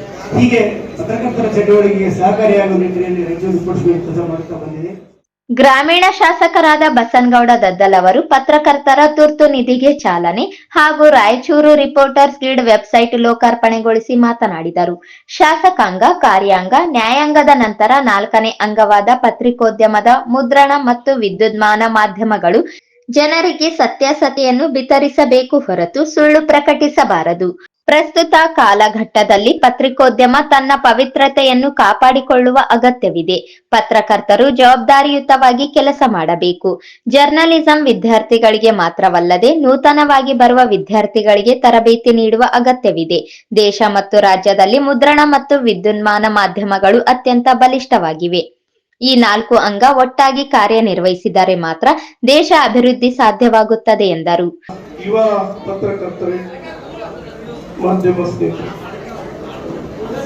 ಈಗಾಗಲೇ ಹಲವಾರು ವಿಚಾರಗಳು ಹೇಳಿದ ಹಾಗೆ ಕಾರ್ಯಾಂಗ, ನ್ಯಾಯಾಂಗ, ಶಾಸಕಾಂಗದ 3 ಅಂಗಗಳ ಜೊತೆಯಲ್ಲಿ 4ನೇ ಅಂಗ ಮಾಧ್ಯಮ ಅಂಗ ಕೂಡ ಬಹಳ ಮುಖ್ಯವಾದಂತಹ ಪಾತ್ರವನ್ನು ವಹಿಸಿ ಕೆಲಸ ಮಾಡುವಂಥದ್ದು ಕೂಡ ಇವತ್ತು ಈ ರಾಜ್ಯದ ಮತ್ತು ಈ ದೇಶದಲ್ಲಿ ಇತಿಹಾಸವನ್ನ ಏನು ನಾವು ಕಾರ್ಯಾಂಗದಲ್ಲಿ ಮತ್ತು ನ್ಯಾಯಾಂಗದಲ್ಲಿ, ಶಾಸಕಾಂಗದಲ್ಲಿ ಏನಾದರೂ ಕಾರ್ಯಗಳನ್ನ ಮಾಡುವಂತ ಸಂದರ್ಭದಲ್ಲಿ, ಎಡವಿದಂತ ಸಂದರ್ಭದಲ್ಲಿ ಅದನ್ನ ಎತ್ತಿ ತೋರಿಸಿ ಸಮಾಜಕ್ಕೆ ಅಂಕಡಂಕಗಳನ್ನ ತಿದ್ದುವಂತ ಶಕ್ತಿ, ಲೇಖನಿಕೆಯನ್ನ ಮಾಧ್ಯಮ ಅಂಗದವರಿಗೆ ನಿಮಗೆ ಕೊಟ್ಟಿದ್ದಾರೆ. ಇದು ತಾವು ಆ ಲೇಖನಿಕೆಯನ್ನ ಹಿಡಿದಂತ ಸಂದರ್ಭದಲ್ಲಿ ಕೂಡ ಬಹಳ ಉತ್ತಮವಾಗಿ ಹಿಂದೆ ಕೂಡ ಹಲವಾರು ವರ್ಷಗಳ ಇತಿಹಾಸವನ್ನ ಈ ರಾಜ್ಯದ ಮುಖ್ಯಮಂತ್ರಿಗಳಾಗಿರ್ಬೋದು, ಈ ರಾಜ್ಯದ ಈ ದೇಶದ ಪ್ರಧಾನಿಗಳಾಗಿರ್ಬೋದು, ಎಲ್ಲರನ್ನು ತಿದ್ದುವಂಥದ್ದು ಕೂಡ ಮಾಡಿರುವಂಥದ್ದು ಕೂಡ ಬಹಳಷ್ಟು ನಿದರ್ಶನಗಳಿದೆ. ಆ ನಿಟ್ಟಿನಲ್ಲಿ ಉತ್ತಮವಾದಂತಹ ಇಂದಿನ ಮಾಧ್ಯಮದವರು, ಪತ್ರಿಕೆಯವರಿರ್ಬೋದು ಮತ್ತು ಪ್ರಿಂಟ್ ಮೀಡಿಯಾದವರು ಕೂಡ ಬಹಳಷ್ಟು ಉತ್ತಮವಾದಂತಹ ಕೆಲಸಗಳನ್ನ ಕೂಡ ನಾವು ನೋಡ್ತಾ ಇದ್ದೀವಿ. ಆದ್ರೆ ಇತ್ತೀಚಿನ ದಿನಗಳಲ್ಲಿ ಕೂಡ ಬಹಳಷ್ಟು ಜನರಲಿಸಂ ಆಗಲಾರದಂತ ವ್ಯಕ್ತಿಗಳು ಕೂಡ ಬಹಳಷ್ಟು ಜನ ಇದರಲ್ಲಿ ಬಂದ ನಂತರ ಅವರಿಗೆ ಯಾವುದೇ ಟ್ರೈನಿಂಗ್ಗಳೆಲ್ಲ ಆಗಲಾರದಂತ ಸಂದರ್ಭದಲ್ಲಿ ಬಹಳಷ್ಟು ಸತ್ಯಕ್ಕೆ ದೂರ ಇರುವಂತಹ ವಿಷಯಗಳನ್ನ ಕೂಡ ಪ್ರಸ್ತಾಪನೆ ಮಾಡುವಂಥದ್ದು ಕೂಡ ತಾವು ನೋಡ್ತಾ ಇದ್ದೀವಿ, ನಾವು ನೀವೆಲ್ಲರೂ ನೋಡ್ತಾ ಇದ್ದೀವಿ. ಹಾಗಾಗಿ ಯಾವುದೇ ವಿಷಯಗಳನ್ನ ಬರೆಯುವಂತ ಸಂದರ್ಭದಲ್ಲಿ, ದೃಶ್ಯ ಮಾಧ್ಯಮದಲ್ಲಿ ತೋರಿಸುವಂತ ಸಂದರ್ಭದಲ್ಲಿ ಸತ್ಯಕ್ಕೆ ಸರಿಪಾಗಿರುವಂತ ಬಹಳಷ್ಟು ಅಧ್ಯಯನಗಳನ್ನ ಮಾಡಿ ತಾವು ಬರೆದಾಗ ತಮ್ಮ ಗೌರವವನ್ನು ಹೆಚ್ಚಾಗ್ತದೆ ಮತ್ತು ಆ ಮೀಡಿಯಾಗಳ ತಮ್ಮ ಹೆಸರನ್ನ ಬರೋದಕ್ಕೆ ಸಾಧ್ಯ ಆಗ್ತದೆ. ಆ ನಿಟ್ಟಿನಲ್ಲಿ ನಮ್ಮ ಯುವ ಮಿತ್ರರು, ಯುವ ಪತ್ರಿಕೆ ಮಿತ್ರರು ಕಲಿಬೇಕಾಗ್ತದೆ ಅಂತ ಕೂಡ ಈ ಸಂದರ್ಭದಲ್ಲಿ. ಮತ್ತು ಏನ್ ರಾಷ್ಟ್ರೀಯ ಪತ್ರಿಕಾ ಮಾಧ್ಯಮದ ಅಕಾಡೆಮಿಯ ಅಧ್ಯಕ್ಷರುಗಳಿದ್ದೀರಿ ಮತ್ತು ರಾಜ್ಯ ಪದಾಧಿಕಾರಿಗಳ ಚುನಾಯಿತರಾಗಿ ಅವರು ಆರಿಸಿ ಬಂದಂತವರಾಗಿರ್ಬೋದು, ತಾವೆಲ್ಲರೂ ಕೂಡ ಅವಾಗ ಟ್ರೈನಿಂಗ್ ಅನ್ನ ಕೊಡುವಂಥದ್ದು ಕೂಡ ಆಗ್ಬೇಕಾಗ್ತದೆ. ಕೇವಲ ಜರ್ನಲಿಸಂ ಆದರೆ ಬರ್ಬೇಕಂತ ಇಲ್ಲ, ಆದ್ರೆ ಬೇರೆಯವರು ಕೂಡ ಬರುವಂತ ಸಂದರ್ಭದಲ್ಲಿ ಬಹಳಷ್ಟು ಇವತ್ತು ಕಲಿಯುವಂಥದ್ದು ಕೂಡ ಅವಶ್ಯಕತೆ ಇದೆ. ಆ ನಿಟ್ಟಿನಲ್ಲಿ ತಾವು ಟ್ರೈನಿಂಗ್ ಗಳನ್ನ ಏರ್ಪಡಿಸುವಂತ ಅವಶ್ಯಕತೆ ಕೂಡ ಸಂದರ್ಭ ಇದೆ ಅಂತ ಕೂಡ ನಾನು ಈ ಸಂದರ್ಭದಲ್ಲಿ ಹೇಳ್ತೀನಿ. ಹಾಗಾಗಿ ಇವತ್ತು ಬರುವಂತ ದಿನಗಳಲ್ಲಿ ಏನು ನಮ್ಮ ಜವಾಬ್ದಾರಿಗಳನ್ನ, ಪ್ರಾಮಾಣಿಕತೆಯನ್ನ ಆತ್ಮಸಾಕ್ಷಿಯಾಗಿ ನಾವು ಕೆಲಸವನ್ನ ಮಾಡಿದಾಗ ಈ 4 ಅಂಗಗಳು ಏನಿವತ್ತು ಕಾರ್ಯಾಂಗ, ನ್ಯಾಯಾಂಗ, ಶಾಸಕಾಂಗ ಮತ್ತು ಮಾಧ್ಯಮ ಅಂಗಗಳು, ಈ 4 ಅಂಗಗಳು ಒಟ್ಟಾಗಿ ಸೇರಿ ಆತ್ಮಸಾಕ್ಷಿಯಾಗಿ ನಾವು ಏನಾದ್ರೂ ಕೆಲಸವನ್ನ ಮಾಡಿದ್ರೆ ಖಂಡಿತವಾಗಿ ಈ ದೇಶ, ಈ ರಾಜ್ಯ ಸುಧಾರಣೆಯಾಗಿ ಬಡವರಿಗೆ ಮತ್ತು ಎಲ್ಲಾ ಸಂದರ್ಭದಲ್ಲಿ ಆ ಯೋಜನೆಗಳನ್ನು ತಲುಪೋದಕ್ಕೆ ಸಾಧ್ಯ ಆಗ್ತದೆ. ಆ ನಿಟ್ಟಿನಲ್ಲಿ ನಾವೆಲ್ಲರೂ ಕೂಡ ಕೆಲಸ ಮಾಡುವಂಥದ್ದು ಕೂಡ ನಮ್ಮ ಕರ್ತವ್ಯ ಕೂಡ ಇದೆ ಅಂತ ಕೂಡ ಈ ಸಂದರ್ಭದಲ್ಲಿ ಹೇಳ್ತೀವಿ. ಹಾಗಾಗಿ ನಮ್ಮ ಜಿಲ್ಲಾಧಿಕಾರಿಗಳು ಕೂಡ ತಾವು ಕೂಡ ಬಹಳಷ್ಟು ಏನು ನಮಗೆ ಇಲ್ಲಿ ಯಾವುದೇ ರಿಜಿಸ್ಟ್ರೇಷನ್ ಇಲ್ಲದಂತ ಮಾಧ್ಯಮಗಳು ಮತ್ತು ಅವರೆಲ್ಲರೂ ಕೂಡ ಬರುವಂತ ಸಂದರ್ಭದಲ್ಲಿ ಇಲ್ಲಿನ ರಾಷ್ಟ್ರೀಯ ಏನು ಪತ್ರಿಕೆಗಳಿನ ಅಧ್ಯಕ್ಷರುಗಳು ಮತ್ತು ಜಿಲ್ಲಾ ಅಧ್ಯಕ್ಷರುಗಳು ಅವರು ಕೂಡ ಅವ್ರ ಕಡೆಯಿಂದ ಏನಾದ್ರೂ ಇನ್ಫಾರ್ಮೇಶನ್ ಗಳನ್ನ ಪಡೆದು ಉಳಿದಂತವರಿಗೆ ಇಲ್ಲ ಜಿಲ್ಲಾ ಮಟ್ಟದಲ್ಲಿ ಏನಾದ್ರೂ ಟ್ರೈನಿಂಗ್ ಗಳನ್ನ ಕೊಟ್ಟು ಉತ್ತಮವಾದಂತ ಕೆಲಸ ಮಾಡೋದಕ್ಕೆ. ಯಾಕಂದ್ರೆ ಜನರು ಇವತ್ತು ಬಹಳಷ್ಟು ಸೋಷಿಯಲ್ ಮೀಡಿಯಾಗಳು ಬಂದ್ಮೇಲೆ ಬಹಳಷ್ಟು ಒಂದು ಸೆಕೆಂಡ್ ಅಲ್ಲಿ ಇಲ್ಲಿ ಕಾರ್ಯಕ್ರಮ ನಾವು ಇಲ್ಲೇ ಉದ್ಘಾಟನೆ 1 ಸೆಕೆಂಡ್ ಅಲ್ಲಿ ನಮ್ಮ ಮೀಡಿಯಾಗಳ ಮೊಬೈಲ್ ನಲ್ಲಿ ಬರುವಂತದ್ದು ಕೂಡ ನಾವು ನೋಡ್ತಾ ಇದ್ದೀವಿ. ಆ ನಿಟ್ಟಿನಲ್ಲಿ ಏನಾದ್ರೂ ಆತರ ಆಲೋಚನೆಯಲ್ಲಿ ಏನಾದ್ರೂ ವ್ಯತ್ಯಾಸಗಳನ್ನಾದಾಗ ಅದು ಖಂಡಿತವಾಗಿ ಮಾರಕ ಆಗುವಂಥದ್ದು ಕೂಡ ಆಗ್ತಾ ಇತ್ತು. ಆ ನಿಟ್ಟಿನಲ್ಲಿ ಅವರಿಗೆ ಬಹಳಷ್ಟು ಟ್ರೈನಿಂಗ್ ಗಳನ್ನ ಕೊಡುವಂತ ಅವಶ್ಯಕತೆ ಇದೆ ಅಂತ ಕೂಡ ಈ ಸಂದರ್ಭದಲ್ಲಿ ಹೇಳಿ, ಮತ್ತು ಬಹಳಷ್ಟು ಕೂಡ ಇವತ್ತು ಏನು ಹೊಸ ಟೆಕ್ನಾಲಜಿ ಬಂದ ಮೇಲೆ ಕೂಡ ಬಹಳಷ್ಟು ಆರ್ಟಿಫಿಷಿಯಲ್ ಇಂಟೆಲಿಜೆನ್ಸಿ ಬಂದ ಮೇಲೆ ಕೂಡ ಬಹಳಷ್ಟು ಇವತ್ತು ಕಾಲೇಜುಗಳಲ್ಲಿ ಮತ್ತು ಬೇರೆ ಬೇರೆ ಸಂದರ್ಭದಲ್ಲಿ ಕೂಡ ಇವತ್ತು ಬಹಳಷ್ಟು ಮಿಸ್ಯೂಸ್ ಗಳನ್ನ ಮಾಡುವಂಥದ್ದು ಕೂಡ ಈ ಸಮಾಜದಲ್ಲಿ ನಾವು ನೋಡ್ತಾ ಇದ್ದೀವಿ. ತಾವು ಕೂಡ ಮೀಡಿಯಾದ ಮಿತ್ರರು ಅದು ಕೂಡ ಬಹಳಷ್ಟು ಅವೇರ್ನೆಸ್ ಅನ್ನ ಕೊಡುವಂತ ಕೆಲಸವನ್ನ ಮಾಡಬೇಕು. ಜಿಲ್ಲಾಧಿಕಾರಿಗಳು, ಜಿಲ್ಲಾ ಪೊಲೀಸ್ ವರಿಷ್ಠಾಧಿಕಾರಿಗಳು ಅವರೆಲ್ಲರೂ ಕೂಡ ಈಗಾಗಲೇ ಕಾಲೇಜುಗಳ ಮುಖಾಂತರ ಅವರಿಗೆ ಅವೇರ್ನೆಸ್ ಕೊಡುವಂತ ಕೆಲಸವನ್ನ ಆಗ್ತದೆ. ಯಾರ್ದೋ ರೂಟ ಯಾರ್ದ ದೇಹಕ್ಕೆ ಜೋಡಿಸುವಂಥದ್ದು, ಯಾವುದೇ ಕೃತ್ಯ ಮಾಡುವಂತವ್ರು ಯಾವುದೇ ಒಬ್ಬರು ಜೋಡಿಸಿ ಎಲ್ಲೆಲ್ಲೋ ಬೇರೆ ಬೇರೆ ರಾಜ್ಯಗಳೆಲ್ಲ ಹರಿಬಿಡುವಂಥದ್ದು ಕೂಡ ನಾವು ನೋಡ್ತಾ ಇದ್ದೀವಿ. ಬಹಳಷ್ಟು ಇವತ್ತು ವಿದ್ಯಾರ್ಥಿನಿಯರಿಗೆ ಬಹಳಷ್ಟು ಕಿರುಕುಳ ಆಗುವಂಥದ್ದು ಕೂಡ ನಾವು ನೋಡ್ತಾ ಇದ್ದೀವಿ. ಆ ನಿಟ್ಟಿನಲ್ಲಿ ಅವರಿಗೆ ಆತ್ಮಸ್ಥೈರ್ಯವನ್ನ ನಾವು ತುಂಬಬೇಕು. ಯಾವತ್ತೂ ಕೂಡ ಅವರ ಆತ್ಮಸ್ಥೈರ್ಯವನ್ನ ಕುಗ್ಗಬಾರದು. ಆ ನಿಟ್ಟಿನಲ್ಲಿ ನೀವು ಅವೇರ್ನೆಸ್ ಕಾರ್ಯಕ್ರಮಗಳನ್ನು ಕೊಡುವಂಥದ್ದು ಮುಖಾಂತರ ಅವರಿಗೆ ಧೈರ್ಯವನ್ನ ತುಂಬುವಂತ ಕೆಲಸವನ್ನ ಮಾಡಬೇಕು. ಯಾಕಂದ್ರೆ ಮುಂದಿನ ದಿನಗಳಲ್ಲಿ ಬಹಳಷ್ಟು ಮಾರಕ ಆಗಂತ ದಿನಗಳು ಬರ್ಬೋದು. ಆ ನಿಟ್ಟಿನಲ್ಲಿ ಇವತ್ತಿಂದ ನಮ್ಮ ಯುವ ಪೀಳಿಗೆಗೆ ಇವತ್ತು ಅವೆಲ್ಲವನ್ನ ವಿಚಾರಗಳನ್ನ ಟ್ರೈನಿಂಗ್ ರೂಪದಲ್ಲಿ ಅವರಿಗೆ ಅವೇರ್ನೆಸ್ ಕೊಟ್ಟಾಗ ಮಾತ್ರ ಅವರು ಜಾಗೃತಿಯಾಗಿ ಮತ್ತು ಏನೇ ಅಂತ ಘಟನೆಗಳಾದಾಗ ಕೂಡ ಯಾವತ್ತು ಕೂಡ ಅವರು ಕುಗ್ಗದ ರೀತಿಯಲ್ಲಿ ಅವರು ಮುಂದೋಗೋದಕ್ಕೆ ಸಾಧ್ಯ ಆಗ್ತದೆ ಅಂತ ಕೂಡ ನಾನು ಈ ಸಂದರ್ಭದಲ್ಲಿ ಹೇಳ್ತೀನಿ. ಆ ನಿಟ್ಟಿನಲ್ಲಿ ನೀವು ನಾವೆಲ್ಲರೂ ಕೂಡ ಒಟ್ಟಾಗಿ ಕೆಲಸ ಮಾಡೋಣ. ಖಂಡಿತವಾಗಿ ಇವತ್ತು ಈ ಮಟ್ಟಕ್ಕೆ ಏನು ನಮ್ಮ ಪತ್ರಿಕೆಯ ಗಿಲ್ಡ್ ಪತ್ರಿಕೆ ಭವನವನ್ನ ನಿರ್ಮಾಣ ಮಾಡಿದ್ದಾರೆ. ಯಾಕಂದ್ರೆ ಈ ಭವನ ಇದ್ದದಕ್ಕೆ ಬಹಳಷ್ಟು ಮಾಧ್ಯಮಗೋಷ್ಠಿಗಳು ಎಲ್ಲವನ್ನ ಇಲ್ಲೇ ನಡೆಸೋದಕ್ಕಾಗ್ತದ. ಹಾಗಾಗಿ ಬಹಳಷ್ಟು ಶ್ರಮ ಪಟ್ಟಿರುವಂತಹ ಶ್ರೀನಿವಾಸ್ ಅವರು ಮತ್ತು ವೆಂಕಟ್ ಸಿಂಗ್ ಅವರು ಮತ್ತು ಇದೇ ಗೋಸರಾಜ್ ಅವರು ಇವರೆಲ್ಲರೂ ಕೂಡ ಈ ಶ್ರಮ ಪಟ್ಟು ಇವತ್ತು ಈ ಭವನವನ್ನ ನಿರ್ಮಾಣ ಆಗಿದೆ. ಇದನ್ನ ಮುನ್ನಡೆಸಿಕೊಂಡು ಹೋಗುವಂತ ಕೆಲಸವನ್ನ ವಿಜಯ್ ಜಾಟಕಲ್ ಅವರು ಮತ್ತು ಅವರ ಸಂಘಟಕರು ಕೂಡ ಇವತ್ತು ಕೆಲಸವನ್ನ ಮಾಡ್ತಾ ಇದ್ದಾರೆ. ನಮ್ಮ ಚಂದ್ರವಾಸ್ ಅವರು ಮತ್ತು ಎಲ್ಲ ಹೂಗಾರ್ ಅವರು, ಸತ್ಯನಾರಾಯಣ ಅವರು ಎಲ್ಲರೂ ಕೂಡ ಇವತ್ತು ಉತ್ತಮವಾಗಿ ಕೆಲಸವನ್ನ ಮಾಡಿ ಬರುವಂತ ದಿನಗಳಲ್ಲಿ ಮುಂದಿನ ಪೀಳಿಗೆಯ ಪತ್ರಕರ್ತರಿಗೆ ಮಾದರಿಯಾದಂತ ಇವತ್ತು ಆದರ್ಶ ಆದಂತ ತಾವು ವ್ಯಕ್ತಿಗಳಾಗಿ ಕಾಣುವಂಥದ್ದು ಕೂಡ ನಾವು ನೋಡ್ತಾ ಇದ್ದೀವಿ. ಯಾಕಂದ್ರೆ ಇವತ್ತು ವೆಂಕಟ ಸಿಂಗ್ ಅವರು ಇವತ್ತು ಆಯೋಗದ ಅಧ್ಯಕ್ಷರಾಗಿ, ಆಯೋಗದ ಸದಸ್ಯರಾಗಿ ಇವತ್ತು ಆಯ್ಕೆ ಆಗ್ಬೇಕಾದ್ರೆ ಮೀಡಿಯಾದವ್ರನ್ನ ಒಬ್ಬರನ್ನ ಆಯ್ಕೆ ಮಾಡಿರಂದ್ರೆ ತಾವು ಕೂಡ ಇವ್ರನ್ನ ಪ್ರೇರಣೆಯಾಗಿ ತಗೋಬೇಕಾಗ್ತದೆ. ಮುಂದಿನ ದಿನಗಳಲ್ಲಿ ಯುವ ಪೀಳಿಗೆಗೆ ತಾವು ಮಾಧ್ಯಮಕ್ಕೆ ಬರ್ತಾ ಇದ್ರಿ, ತಾವೆಲ್ಲರೂ ಕೂಡ ಇಂಥ ವ್ಯಕ್ತಿಗಳನ್ನ ಪ್ರೇರಣೆಯಾಗಿ ತಗೊಂಡು ಬರುವಂತ ದಿನಗಳಲ್ಲಿ ಪ್ರಾಮಾಣಿಕವಾಗಿ ಉತ್ತಮವಾದಂತಹ ಸೇವೆಯನ್ನ ಸಲ್ಲಿಸಿದಾಗ ಖಂಡಿತವಾಗಿ ಅವಕಾಶಗಳನ್ನ ಸಿಗೋದಕ್ಕೆ ಸಾಧ್ಯ ಅಂತ ಕೂಡ ನಾನು ಈ ಸಂದರ್ಭದಲ್ಲಿ ಹೇಳಿ, ಇವತ್ತು ಈಗಾಗಲೇ ನಮಗೆ ಪತ್ರಿಕೆಯ ಭವನಕ್ಕೆ ಅನುದಾನವನ್ನ ವೆಂಕಟ ಸಿಂಗ್ ಅವರು ಕೇಳ್ತಾ ಇದ್ರು ಮತ್ತು ನಮ್ಮ ವಿಜಯ ಜಾಟಕಲ್ ಅವರು ಕೂಡ ಹೇಳಿದ್ದಾರೆ. ಖಂಡಿತವಾಗಿ ನನ್ನ ಅನುದಾನದಿಂದ 10 ಲಕ್ಷ ರೂಪಾಯಿಗಳನ್ನ ನಾನು ಕೊಡೋದಕ್ಕೆ ಸಿದ್ಧನಾಗಿದ್ದೀನಿ. ಜಿಲ್ಲಾಧಿಕಾರಿಗಳಿದ್ದಾರೆ, ಈಗ ಅವರು HKTVಯಲ್ಲಿ ನನಗೆ ಬಂದಂತ ಮ್ಯಾಕ್ರೋದಲ್ಲಿ ಆದ್ರೆ 10 ಲಕ್ಷ ಕೊಡ್ತೇನೆ. ಇಲ್ಲದೆ ಹೋದ್ರೆ ಮೊನ್ನೆ 1 ಕೋಟಿ ರೂಪಾಯಿಗಳನ್ನ ನನಗೆ MLA ವಿಶೇಷವಾಗಿ ತಂದಿದ್ದೀವಿ. ಅದರಲ್ಲಿ ಆದ್ರೂ ಕೂಡ 10 ಲಕ್ಷ ರೂಪಾಯಿಗಳನ್ನ ನಾನು ಪತ್ರವನ್ನ ಜಿಲ್ಲಾಧಿಕಾರಿಗಳಿಗೆ ಕೊಡ್ತೀನಿ. ಅದನ್ನ ಶಾಂಕ್ಷನ್ ಮಾಡಿಕೊಂಡು ಉಳಿದಂತ ನೀವು ಏನ್ ಕೆಲಸ ಬೇಕಾಗ್ತದೆ ಅದನ್ನ ಸದುಪಯೋಗ ಪಡಿಸ್ಕೋಬೇಕಂತ ಕೂಡ ನಾನು ಈ ಸಂದರ್ಭದಲ್ಲಿ ಹೇಳಿ, ಇವತ್ತು ಇಲ್ಲಿ ಸೇರಿರುವಂತ ಎಲ್ಲ ಮೀಡಿಯಾ ಮಿತ್ರರಿಗೂ ಮತ್ತು ವೇದಿಕೆ ಮೇಲೆ ಇರುವಂತಹ ಹಿರಿಯರಿಗೂ ತಮ್ಮೆಲ್ಲರಿಗೂ ವಂದಿಸಿ ನನ್ನ ಮಾತನ್ನು ಮುಗಿಸ್ತೇನೆ. ಆಚರಿಸ್ತಾ ಇದ್ದೀವಿ. ಈ ರಾಷ್ಟ್ರೀಯ ಪತ್ರಿಕಾ ದಿನಾಚರಣೆಯ ಮಹತ್ವ ಅಂದ್ರೆ ಪತ್ರಿಕೋದ್ಯಮದ ಸ್ವಾತಂತ್ರ್ಯ, ಜವಾಬ್ದಾರಿ ಮತ್ತು ನಂಬಿಕೆ. ಇವುಗಳನ್ನ ನಿಜವಾಗ್ಲೂ ಪತ್ರಿಕೋದ್ಯಮ ಉಳಿಸಿಕೊಂಡು ಹೊರಟಿದೆಯಾ ಅನ್ನೋದನ್ನ ಚೆಕ್ ಮಾಡಿಕೊಳ್ಳಿಕ್ಕೆ ಈ ಒಂದು ಕಾರ್ಯಕ್ರಮ, ಅದನ್ನ ಸ್ವತಃ ಪತ್ರಕರ್ತರು ಮನನ ಮಾಡಿಕೊಳ್ಳಿಕ್ಕೆ ಈ ಕಾರ್ಯಕ್ರಮವನ್ನ ಆಯೋಜನೆ ಮಾಡುವಂತದ್ದು. ಹಾಗಾಗಿ 1966ರಲ್ಲಿ ಪ್ರೆಸ್ ಕೌನ್ಸಿಲ್ ಆಫ್ ಇಂಡಿಯಾ ಅನ್ನುವಂಥದ್ದು ಜಾರಿಗೆ ಬರುತ್ತೆ. ಮುಖ್ಯವಾಗಿ ನಿಜಕ್ಕೂ ಪತ್ರಿಕೋದ್ಯಮಕ್ಕೆ ಸ್ವಾತಂತ್ರ್ಯ ಇದೆಯಾ ಈ ಸಂದರ್ಭದಲ್ಲಂತೂ ಇದು ದೊಡ್ಡ ಪ್ರಶ್ನೆ ಮತ್ತು ಇದು ಇಡೀ ದೇಶದಲ್ಲಿ ಚರ್ಚೆ ಆಗಲೇಬೇಕಾದಂತ ಒಂದು ಪ್ರಶ್ನೆ ಕೂಡ ಆಗಿದೆ. ಆದಾಗ್ಯೂ ಕೂಡ ನಾವು ಸಂಭ್ರಮದಿಂದ ರಾಷ್ಟ್ರೀಯ ಪತ್ರಿಕಾ ದಿನಾಚರಣೆಯನ್ನ ಆಚರಿಸ್ತಾ ಇದ್ದೀವಿ. ಈಗಾಗಲೇ ಭಾಷಣ ಮಾಡ್ತಾ ಬೋಧರಾಜ್ ಸಭೆ ಹೇಳ್ತಾ ಇದ್ರು, ದೊಡ್ಡ ದೊಡ್ಡ ಕಂಪನಿಗಳ ಕೈಯಲ್ಲಿ ಇವತ್ತು ಮಾಧ್ಯಮಗಳು ಇದೆ. ಹೀಗಾಗಿ ಮಾಧ್ಯಮಗಳು ಸ್ವತಂತ್ರವಾಗಿ ವರದಿಯನ್ನ ಮಾಡ್ಲಿಕ್ಕೆ ಎಲ್ಲೋ ಒಂದ್ ಕಡೆ ಸಂಕಷ್ಟ ಪರಿಸ್ಥಿತಿ ಇದೆ ಅನ್ನುವಂಥದ್ದನ್ನ ಹೇಳಿದ್ರು.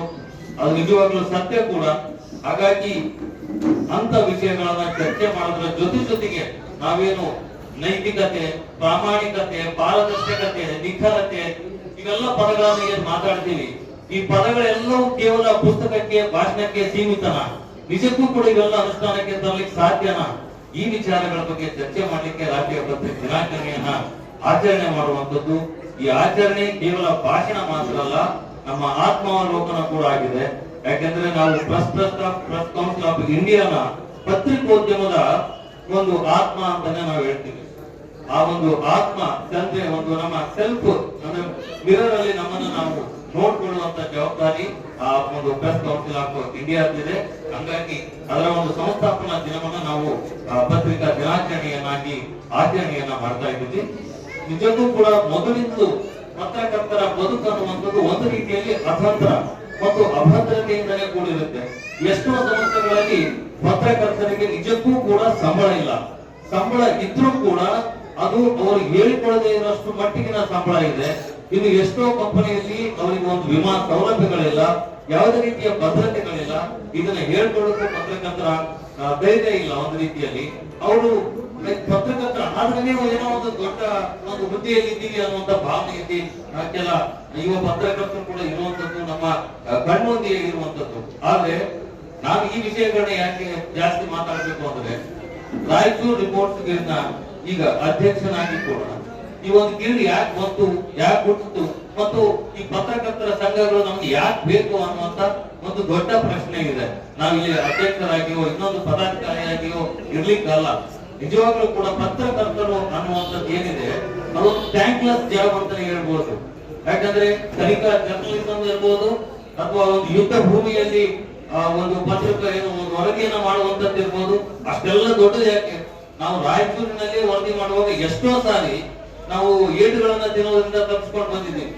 ರಾಯಚೂರಿನಲ್ಲಿ CH ಪೌಡರ್ ಅನ್ನುವಂತ ಒಂದು ದೊಡ್ಡ ಮಾಫಿಯಾ ಇದೆ. ಆ CH ಪೌಡರ್ ದಂಧೆಯಿಂದ ಈಗಾಗಲೇ ಸಾಕಷ್ಟು ಜನ ಸತ್ತು ಹೋಗಿದ್ದಾರೆ.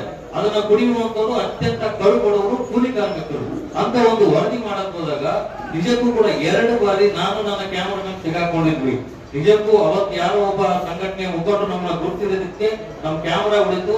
ನಾವು ಕೂಡ ಏನು ರೇಟ್ ಅನ್ನ ಆರಾಮಾಗಿ ಹೊರಗಡೆ ಬಂದ್ವಿ. ಅಂದ್ರೆ ಅಂತ ಒಂದು ರಿಸ್ಕ್, ಇದೊಂದು ಸಣ್ಣ ಎಕ್ಸಾಂಪಲ್. ಇದಕ್ಕಿಂತ ದೊಡ್ಡ ದೊಡ್ಡ ರಿಸ್ಕ್ ಅಲ್ಲಿ ಪತ್ರಕರ್ತರು ಕೆಲಸ ಮಾಡ್ತಾರೆ. ಅಂದ್ರೆ ಪತ್ರಕರ್ತರ ಒಂದು ಕೆಲಸ ಏನಿದೆ, ಪೊಲೀಸರ ಕೆಲಸದ ರೀತಿಯಲ್ಲಿ ನಮ್ದು ಕೂಡ ಭದ್ರತೆ ಇರೋದಿಲ್ಲ. ಇದು ಒಂದು ಫಿಸಿಕಲ್ ಭದ್ರತೆ ಆಯ್ತು. ಇನ್ನು ಆರ್ಥಿಕ ಭದ್ರತೆ ವಿಚಾರಕ್ಕೆ ಬಂದಾಗಲೂ ಕೂಡ ಅತ್ಯಂತ ಕನಿಷ್ಠ, ನಾನು ಈಗಾಗಲೇ ಹೇಳಿದೆ, ಕನಿಷ್ಠ ಸಂಬಳದಲ್ಲಿ ಬದುಕುವಂತ ಜೀವನ ನಡೆಸುವಂತ ಪತ್ರಕರ್ತರಿದ್ದಾರೆ. ಹಾಗಾಗಿ ಯಾಕಪ್ಪ ನಡೆಸಬೇಕು, ಬೇರೆ ಕೆಲಸ ಮಾಡಕ್ ಇದಾವಲ್ಲ ಅಂತ. ಆದ್ರೆ ಪತ್ರಿಕೋದ್ಯಮ ಅನ್ನೋದು ಕೇವಲ ಹೊಟ್ಟೆ ಪಾಡಿಗಲ್ಲ, ಅದೊಂದು ಆದರ್ಶ ಇದೆ. ಸಮಾಜಕ್ಕೆ ನಮ್ಮಿಂದ ಏನ್ ಕೊಡುಗೆಯನ್ನ ಕೊಡ್ಬೋದು, ಧ್ವನಿ ಇಲ್ಲದವರಿಗೆ ನಾವು ಯಾವ ರೀತಿಯನ್ನ ಧ್ವನಿಯನ್ನ ಕೊಡ್ಬೋದು ಅನ್ನುವಂತ ಕೆಲ ಆದರ್ಶಗಳಿಂದ ಬಂದಂತ ಪತ್ರಕರ್ತರು ಕೂಡ ನಮ್ಮ ಮುಂದೆ ಇದ್ದಾರೆ. ಅವರು ನಮಗೆ ನಿಜಕ್ಕೂ ಕೂಡ ಆದರ್ಶ ಆಗ್ತಾರೆ. ಅಂತಹ ಪತ್ರಕರ್ತರನ್ನ ಉಳಿಸ್ಲಿಕ್ಕೆ, ಅವರ ಆದರ್ಶಗಳನ್ನ ಬೆಳೆಸಲಿಕ್ಕೆ ನಮ್ಮ ಗಿಲ್ಡ್ಗಳು, ಸಂಘಗಳು ಕೆಲಸ ಮಾಡಬೇಕು. ಆ ಒಂದು ನಿಟ್ಟಿನಲ್ಲಿ ನಮ್ಮ ರಾಯಚೂರು ರಿಪೋರ್ಟ್ಸ್ ಗಿಲ್ಡ್ ಕೂಡ 25 ವರ್ಷದ ಹಿಂದೆ ಉಟ್ಕೊಂಡಿರುವಂತದ್ದು. ಸಾಕಷ್ಟು ಕೆಲಸಗಳನ್ನ ಅದು ಮಾಡ್ತಾ ಬಂದಿದೆ. ಪತ್ರಕರ್ತರ ಸಂಘರ್ಷದ ಸಂದರ್ಭದಲ್ಲಿ ತನ್ನ ಕೈಲಾದಷ್ಟು ಸಹಾಯವನ್ನ ಮಾಡ್ತಾ ಬಂದಿದೆ. ತುಂಬಾ ದೊಡ್ಡ ಸಹಾಯಗಳನ್ನ ಮಾಡಿದೆ ಅಂತ ನಾವು ಹೇಳಲಾರೆವು. ಅದರ ಒಂದು ಇತಿಮಿತಿಯಲ್ಲಿ ಸಹಾಯವನ್ನ ಮಾಡ್ತಾನೆ ಬಂದಿರುವಂತದ್ದು. ಈ ಹಿಂದೆ ನಾವು ಏನು ಎಲ್ಲ ವರದಿಗಾರರಿಗೆ ಒಂದು ಅಂಚೆಯ ವಿಮೆ, ಅಪಘಾತ ವಿಮೆಯನ್ನ ಮಾಡುವ ಮೂಲಕ ಅವರಿಗೆ ಒಂದಷ್ಟು ಧೈರ್ಯವನ್ನು ತುಂಬುವ ಕೆಲಸವನ್ನ ಮಾಡಿದ್ದೀವಿ.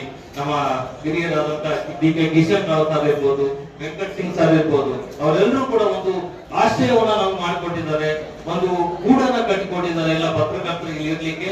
ಜೊತೆಗೆ ಸಮಾಜದಲ್ಲಿ ಇರ್ತಕ್ಕಂತ ಎಲ್ಲ ಜನರಿಗೂ ಕೂಡ ಅವರ ಒಂದು ಕಷ್ಟಗಳನ್ನ ಹೇಳ್ಕೊಳ್ಳಿಕ್ಕೆ, ವಿಚಾರಗಳನ್ನ ಹೇಳ್ಕೊಳ್ಳಿಕ್ಕೆ ಒಂದು ವೇದಿಕೆ ಈ ಒಂದು ರಾಯಚೂರು ರಿಪೋರ್ಟರ್ಸ್ ಗಿಲ್ಡ್ ಅನ್ನುವಂಥದ್ದನ್ನ ಹೇಳ್ತೀನಿ. ಈ ಒಂದು ಗಿಲ್ಡ್ ಕಟ್ಟಲಿಕ್ಕೂ ಕೂಡ ಸಾಕಷ್ಟು ಜನ ಸಹಾಯ ಮಾಡಿರುವಂತದ್ದು. ನಮ್ಮ ವೇದಿಕೆಯಲ್ಲಿರ್ತಕ್ಕಂಥ ರೋದ್ರಾಜ್ ಅವರನ್ನ ಹಿಡಿದು ಸಾಕಷ್ಟು ಜನ ಸಾಕಷ್ಟು ಕೊಡುಗೆ ಆಗಿರೋದ್ರಿಂದ ಈ ಒಂದು ಕಟ್ಟಡದಲ್ಲಿ ನಾವು ಇವತ್ತು ನಿಂತಿದ್ದೀವಿ. ಜೊತೆಗೆ ಈ ಒಂದು ಕಟ್ಟಡ ಈಗ 25ನೇ ವರ್ಷಕ್ಕೆ ಕಾಲಿಡ್ತಾ ಇದೆ. ಬೆಳ್ಳಿ ಮಹೋತ್ಸವವನ್ನ ಆಚರಣೆ ಮಾಡುವಂತ ಸಂದರ್ಭ ಇದೆ. ಈ ಸಂದರ್ಭದಲ್ಲೂ ಕೂಡ ನಾವು ಒಂದಷ್ಟು ರಿನೋವೇಷನ್ ಅನ್ನ ಮಾಡಬೇಕು, ಇದಕ್ಕೆ ಒಂದು ಹೊಸ ಸ್ವರೂಪವನ್ನ ಕೊಡಬೇಕು ಅನ್ನುವಂತ ನಿಟ್ಟಿನಲ್ಲಿ ನಾವು ಈಗಾಗಲೇ ನಮ್ಮ ಜನಪ್ರತಿನಿಧಿಗಳನ್ನ ಸಾಕಷ್ಟು ಬಾರಿ ಅವರಿಗೆ ಅಪ್ರೋಚ್ ಅನ್ನ ಮಾಡಿದ್ವಿ. ಈಗಾಗಲೇ ಏನು ಬಸವನಗೌಡ ದದ್ದರ್ತಾಗಲೇ ಅನೌನ್ಸ್ ಮಾಡಿದ್ರು. ಅದರ ಜೊತೆಗೆ ಈ ಹಿಂದೆನೆ ಗೋತ್ರಾಜ್ ಸರ್ ಕೂಡ ಈ ಒಂದು ಕಟ್ಟಡದ ರಿನೋವೇಷನ್ ಕೂಡ ಅವರು ಅನುದಾನವನ್ನ ಕೊಡುವುದಾಗಿ ಹೇಳಿದ್ದಾರೆ. ಅದು ಕೂಡ ಪ್ರೋಸೆಸ್ ಅಲ್ಲಿ ಇದೆ. ವಿಧಾನ ಪರಿಷತ್ ಸದಸ್ಯರಾದ ವಸಂತ್ ಕುಮಾರ್ ಅವರು ಕೂಡ ಅನುದಾನವನ್ನ ಕೊಡಲಿಕ್ಕೆ ಮುಂದಾಗಿದ್ದಾರೆ. ಒಟ್ಟಾರೆಯಾಗಿ ಜನಪ್ರತಿನಿಧಿಗಳ ಸಹಕಾರದಿಂದ ಮಾಧ್ಯಮ ಇರುವಂತದ್ದು. ಆದ್ರೆ ಸಂಸದರು ಕೂಡ ಅನುದಾನವನ್ನ ಕೊಡ್ಲಿಕ್ಕೆ ಮುಂದಾಗಿರುವಂತದ್ದು. ಅದೇ ಶಾಸಕ ಶಿವರಾಜ್ ಪಾಟೀಲ್ ಅವರು ಕೂಡ ಎಲ್ಲರೂ ಕೂಡ ಭರವಸೆ ಕೊಟ್ಟಿದ್ದಾರೆ. ಕೆಲವೊಂದಿಷ್ಟು ಪ್ರೋಸೆಸ್ ಇದೆ, ಅದೆಲ್ಲವೂ ಕೂಡ ಈಗ ಹಂತದಲ್ಲಿ ಒಂದೊಂದೇ ಆಗುತ್ತೆ ಅನ್ನುವಂತ ಭರವಸೆ ಇದೆ. ಅದ್ರ ಜೊತೆಗೆ ನಾನು ನಮ್ಮ ಜಿಲ್ಲಾಧಿಕಾರಿಗಳಾದಂತ ನಿತೀಶ್ ಅವರನ್ನು ಕೂಡ ಇಲ್ಲಿ ಸ್ಮರಿಸಲಿಕ್ಕೆ ಬಯಸ್ತೀನಿ. ಯಾಕಂತ ಹೇಳಿದ್ರೆ ಪತ್ರಕರ್ತರಿಗೆ ಏನು ಒಂದು ಆಶ್ರಯ ಇದೆ ನಿಜ, ಅದರ ಜೊತೆಗೆ ಪತ್ರಕರ್ತ ಅನ್ನುವಂಥವನು ಸದಾ ಒಂದು ಓದುವ ಗುರು ಆಗಿರ್ಬೇಕು. ಯಾಕಂದ್ರೆ ಆ ಒಂದು ಓದಿನ ಟಚ್ಚು ನಮ್ಗೆ ಇಲ್ಲದೆ ಇದ್ರೆ ನಿಜಕ್ಕೂ ಕೂಡ ನಿಮ್ಗೆ ಎಲ್ರಿಗೂ ಕೂಡ ಅನುಭವ ಆಗಿರುತ್ತೆ. ಈಗ ಪತ್ರಕರ್ತರು ಅಂದ್ರೆ ಯಾವ ರೀತಿಯ ಭಾವನೆಗಳು ನಿಮ್ಮಲ್ಲಿ ಇದೆಯೋ ನಾನು ಅದನ್ನ ಎಕ್ಸ್ಪ್ಲೇನ್ ಮಾಡಕ್ ಆಗಲ್ಲ. ಯಾಕಂದ್ರೆ ಪತ್ರಿಕೋದ್ಯಮದ ಗಂಧಗಾಳಿ ಇಲ್ಲಿರೋರು ಕೂಡ ಈಗ ಜರ್ನಲಿಸ್ಟ್ಗಳಾಗಿ ಇರುವಂತದನ್ನ ನಾವು ನೋಡ್ತಾ ಇದ್ದೀವಿ. ಅದು ಬೇರೆ ಬೇರೆ ಆಯಾಮ ಇದೆ. ನಾವೆಲ್ಲ ಬೇರೆ ಬೇರೆ ಚರ್ಚೆಗಳು ಕೂಡ ಆಗುವಂತದ್ದಿದೆ. ಆದ್ರೆ ನಮ್ಮ ಪತ್ರಕರ್ತರ ಜ್ಞಾನ ವೃದ್ಧಿಗೆ ಒಂದು ಗ್ರಂಥಾಲಯ ಬೇಕು ಅನ್ನುವಂತ ಒಂದು ಸಣ್ಣ ಬೇಡಿಕೆಯನ್ನ ನಾವು ಜಿಲ್ಲಾಧಿಕಾರಿಗಳ ಮುಂದೆ ಇಟ್ಟಿದ್ದು. ಅದು ನಾವು ಅವ್ರಿಗೆ ಕೇಳಿದ್ದು ಕೇವಲ ಒಂದು ಗ್ರಂಥಾಲಯದಿಂದ ಒಂದು 500 ಪುಸ್ತಕನ ಕೊಡ್ತಿದ್ದಾರೆ ಅಂತ ಹೇಳಿದ್ರು. ಬಟ್ ಅವ್ರು ಹೇಳಿದ್ದು ಗ್ರಂಥಾಲಯಕ್ಕೆ ನೀವು 500 ಪುಸ್ತಕ ಏನಕ್ಕೆ, ಒಂದು ಸಪರೇಟ್ ಆಗಿ ನೀವು ಗ್ರಂಥಾಲಯವನ್ನ ಮಾಡಿ ಅದಕ್ಕೆ ಏನ್ ಸಾಧ್ಯ ನಾನು ಅದಕ್ಕೆ ಸೌಲಭ್ಯನ ಕೊಡ್ತೀನಿ ಅಂತ 1.5 ಲಕ್ಷದಲ್ಲಿ ಸುಮಾರು 2,000 ಪುಸ್ತಕ ನಾನು ಕೊಡ್ಲಿಕ್ಕೆ ಮುಂದಾಗಿರುವಂತದ್ದು. ಜೊತೆಗೆ ಪೀಠೋಪಕರಣಗಳಿಗೂ ಕೂಡ 5 ಲಕ್ಷ ರೂಪಾಯಿ ಕೊಡುವ ಮೂಲಕ ಅವರು ಏನು ಪತ್ರಕರ್ತರ ಒಂದು ಜ್ಞಾನ ಭಂಡಾರವನ್ನ ಹೆಚ್ಚಿಸಲಿಕ್ಕೆ ಸಹಕಾರಿಯಾಗುವ ನಿಟ್ಟಿನಲ್ಲಿ ಹೆಜ್ಜೆಯನ್ನ ತೆಗೆದುಕೊಂಡಿದ್ದು ನಿಜಕ್ಕೂ ಕೂಡ ಈ ಒಂದು ಸಂದರ್ಭದಲ್ಲಿ ಅಭಿನಂದನೀಯ ಅಂತ ಹೇಳಿಕ್ಕೆ ಇಚ್ಛೆ ಪಡ್ತೀನಿ. ಅದರ ಜೊತೆಗೆ ನಮ್ಗೆ ನಿಜಕ್ಕೂ ಕೂಡ ಬಹಳ ದುಃಖ ಆಗುತ್ತೆ. ಕಳೆದ ಒಂದು 6-7 ತಿಂಗಳ ಆಗಿರ್ಬೋದು ಬಹುಶಃ ನಮ್ಮ ಹಿರಿಯ ಪತ್ರಕರ್ತ ರಾಮು ಅನ್ನೋರು ತಿಳ್ಕೊಂಡ್ರು. ಆ ಒಂದು ಸಂದರ್ಭ ಎಷ್ಟು ನಿಜಕ್ಕೂ ಕೂಡ ಮನ ತಲುಪುವಂತ ಸಂದರ್ಭ ಅಂದ್ರೆ ಅವರ ಕುಟುಂಬ ಅಲ್ಲಿ ಬಂದ್ ನಿಂತಿದೆ ಆಸ್ಪತ್ರೆ ಮುಂದೆ, ಬಿಲ್ ಕಟ್ಟಲಿಕ್ಕೆ ದುಡ್ಡಿಲ್ಲ. ಏನ್ ಮಾಡೋದು? 1 ಲಕ್ಷ ರೂಪಾಯಿ ಏನೋ ಬಿಲ್ ಆಗಿದೆ, ಎಷ್ಟೋ ಬಿಲ್ ಆಗಿದೆ, ಅದು ಕಟ್ಟಕ್ಕೆ ದುಡ್ಡಿಲ್ಲ. ಈಗ ನಾವು ಕೂಡ ಒಂದು ಸಂಘದಿಂದ ಸಂದರ್ಭ ಪದೇ ಪದೇ ಮರುಕಳಿಸಬಾರದು ಅನ್ನುವಂಥದ್ದನ್ನ ಯೋಚನೆ ಮಾಡಿ ನಾವು ಪತ್ರಕರ್ತರ ತುರ್ತು ನಿಧಿ ಅನ್ನೋದನ್ನ ನಾವು ಸ್ಥಾಪನೆ ಮಾಡಿರುವಂತದ್ದು. ಅದಕ್ಕೆ ಪ್ರತ್ಯೇಕವಾದ ಅಕೌಂಟ್ ಅನ್ನ ತೆಗೆದು ಅದನ್ನ ಸ್ಥಾಪನೆ ಮಾಡಿರುವಂತದ್ದು. ಆದ್ರೆ ನಾವು ಒಂದು ಪದ್ಧತಿಯನ್ನ ಇಟ್ಕೊಂಡು ಪತ್ರಕರ್ತರ ನಿಧಿಗೆ ಹಣವನ್ನ ಸಂಗ್ರಹಿಸಬೇಕು ಅನ್ನುವಂಥದ್ದು. ನಾವು ಅದಕ್ಕೆ ದುಡ್ಡು ಹಾಕ್ಬೇಕು. ನಮಗೆ ಏನು ರೆವಿನ್ಯೂ ಜನರೇಟ್ ಆಗುತ್ತೆ ಅಂದ್ರೆ ಈ ಪತ್ರಿಕಾ ಗೋಷ್ಠಿಗಳ ಮೂಲಕ ಏನ್ ದುಡ್ಡು ನಾವು ಜನರೇಟ್ ಆಗುತ್ತೆ, ನಮ್ಮ ಖರ್ಚು ವೆಚ್ಚಗಳ ಜೊತೆ ಒಂದಷ್ಟನ್ನ ಪ್ರತಿ ತಿಂಗಳ ನಮ್ಮ ತುರ್ತು ನಿಧಿಗೆ ಹಾಕುವ ಮೂಲಕ ನಾವು ಆ ತುರ್ತು ನಿಧಿಯನ್ನ ದೊಡ್ಡ ಮಾಡ್ಕೊಂಡು ಹೋಗ್ಬೇಕು. ಯಾಕಂದ್ರೆ ಪ್ರತಿ ಸಾರಿ ಪ್ರತಿ ಸಂದರ್ಭದಲ್ಲೂ ನಾವು ಜನಪ್ರತಿನಿಧಿಗಳನ್ನ ಬೇರೆ ಬೇರೆ ಸಂಘ ಸಂಸ್ಥೆಗಳನ್ನ ಹೋಗಿ ನಾವು ಕೇಳುವಂತದ್ದು ಬೇಡ. ಯಾಕಂದ್ರೆ ಯಾವತ್ತೂ ಕೂಡ ಪತ್ರಕರ್ತ ಒಂದು ಮುಲಾಜಲ್ಲೂ ಕೂಡ ಇರಬಾರದು. ಯಾಕಂದ್ರೆ ಯಾಕೋ ಮುಲಾಜಲ್ಲಿ ನಾವಿದ್ದಾಗ ಸ್ವತಂತ್ರವಾಗಿ ಸುದ್ದಿ ಬರ್ಲಿಕ್ಕೂ ಕೂಡ ಆಗಲ್ಲ. ಅಂತ ಮುಲಾಜಲ್ಲಿ ಬಿದ್ದಂತ ಪತ್ರಕರ್ತರನ್ನು ನಾವು ನೋಡ್ತಾ ಇದ್ದೀವಿ. ನಿಜವಾಗ್ಲೂ ಕೂಡ ಕೊಡುವಂತವ್ರು ನಮ್ಗೆ ಖುಷಿಯಿಂದನೇ ಕೊಡ್ತಾರೆ, ಇಲ್ಲ ಅಂತಲ್ಲ. ತಗೊಂಡಾದ್ಮೇಲೆ ಅದನ್ನ ನಾವು ಯಾವ ರೀತಿ ಎದುರಿಸ್ತೀವಿ ಅನ್ನೋದು ಕೂಡ ಬಹಳ ಮುಖ್ಯ ಆಗುತ್ತೆ. ಹಾಗಾಗಿ ನಾವು ಒಂದು ಮಾಡಿರುವಂತದ್ದು ನಮ್ಮ ಪತ್ರಿಕಾ ಗೋಷ್ಠಿಗಳಿಗೆ ಸಾಮಾನ್ಯ ಸಂಘ ಸಂಸ್ಥೆಗಳಿಗೆ ಎಲ್ಲರಿಗೂ 700 ರೂಪಾಯಿಯನ್ನ ಇಟ್ಟಿದ್ದೀವಿ. ಇದು ರಾಜ್ಯದಲ್ಲಿ ಬಹುಶಃ ಅತ್ಯಂತ ಕಡಿಮೆ ಫೀಸ್. ರಾಜಕೀಯ ಪಕ್ಷಗಳಿಗೆ 1000 ರೂಪಾಯಿ ಇಟ್ಟಿದ್ದೀವಿ. ನಮ್ಮ ಪತ್ರಕರ್ತರ ತುರ್ತು ನಿಧಿಯನ್ನ ಈಗ ನಾವು ಆರಂಭ ಮಾಡಿರೋದ್ರಿಂದ 100 ರೂಪಾಯಿಯಷ್ಟು ಜಾಸ್ತಿ ಮಾಡಿದ್ವಿ. ಅದಕ್ಕೆ ಎಲ್ಲರೂ ಸಹಕಾರ ಮಾಡಬೇಕು ಅನ್ನುವಂಥದ್ದನ್ನ ಈ ಮೂಲಕ ಇಲ್ಲಿ ಕೇಳ್ಕೊಳ್ತಾ ಇದ್ದೀವಿ. ಅದರ ಜೊತೆಗೆ ನಾವು ಒಂದು ವೆಬ್ಸೈಟ್ ಅನ್ನು ಕೂಡ ಆರಂಭ ಮಾಡಿರುವಂತದ್ದು.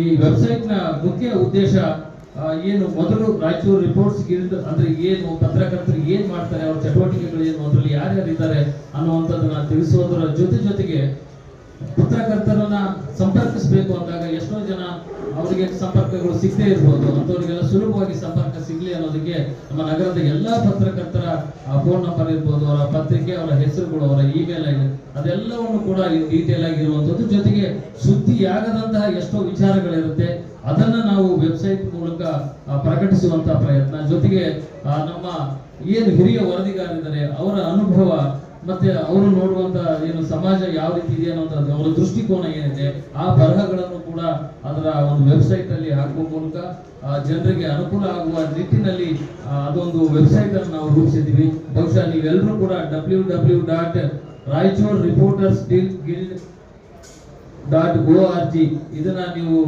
ಓಪನ್ ಮಾಡಿದ್ರೆ ನಮ್ಮ ವೆಬ್ಸೈಟ್ ಅಲ್ಲಿ ಏನಿದೆ ಅನ್ನುವಂಥದ್ದು ನಿಮ್ಗೆ ಎಲ್ಲರಿಗೂ ಕೂಡ ಗೊತ್ತಾಗುತ್ತೆ. ಈ ವಿಚಾರವನ್ನು ಕೂಡ ಬರ್ಲಿಕ್ಕೆ ಸಾಧ್ಯನೇ ಇಲ್ಲ.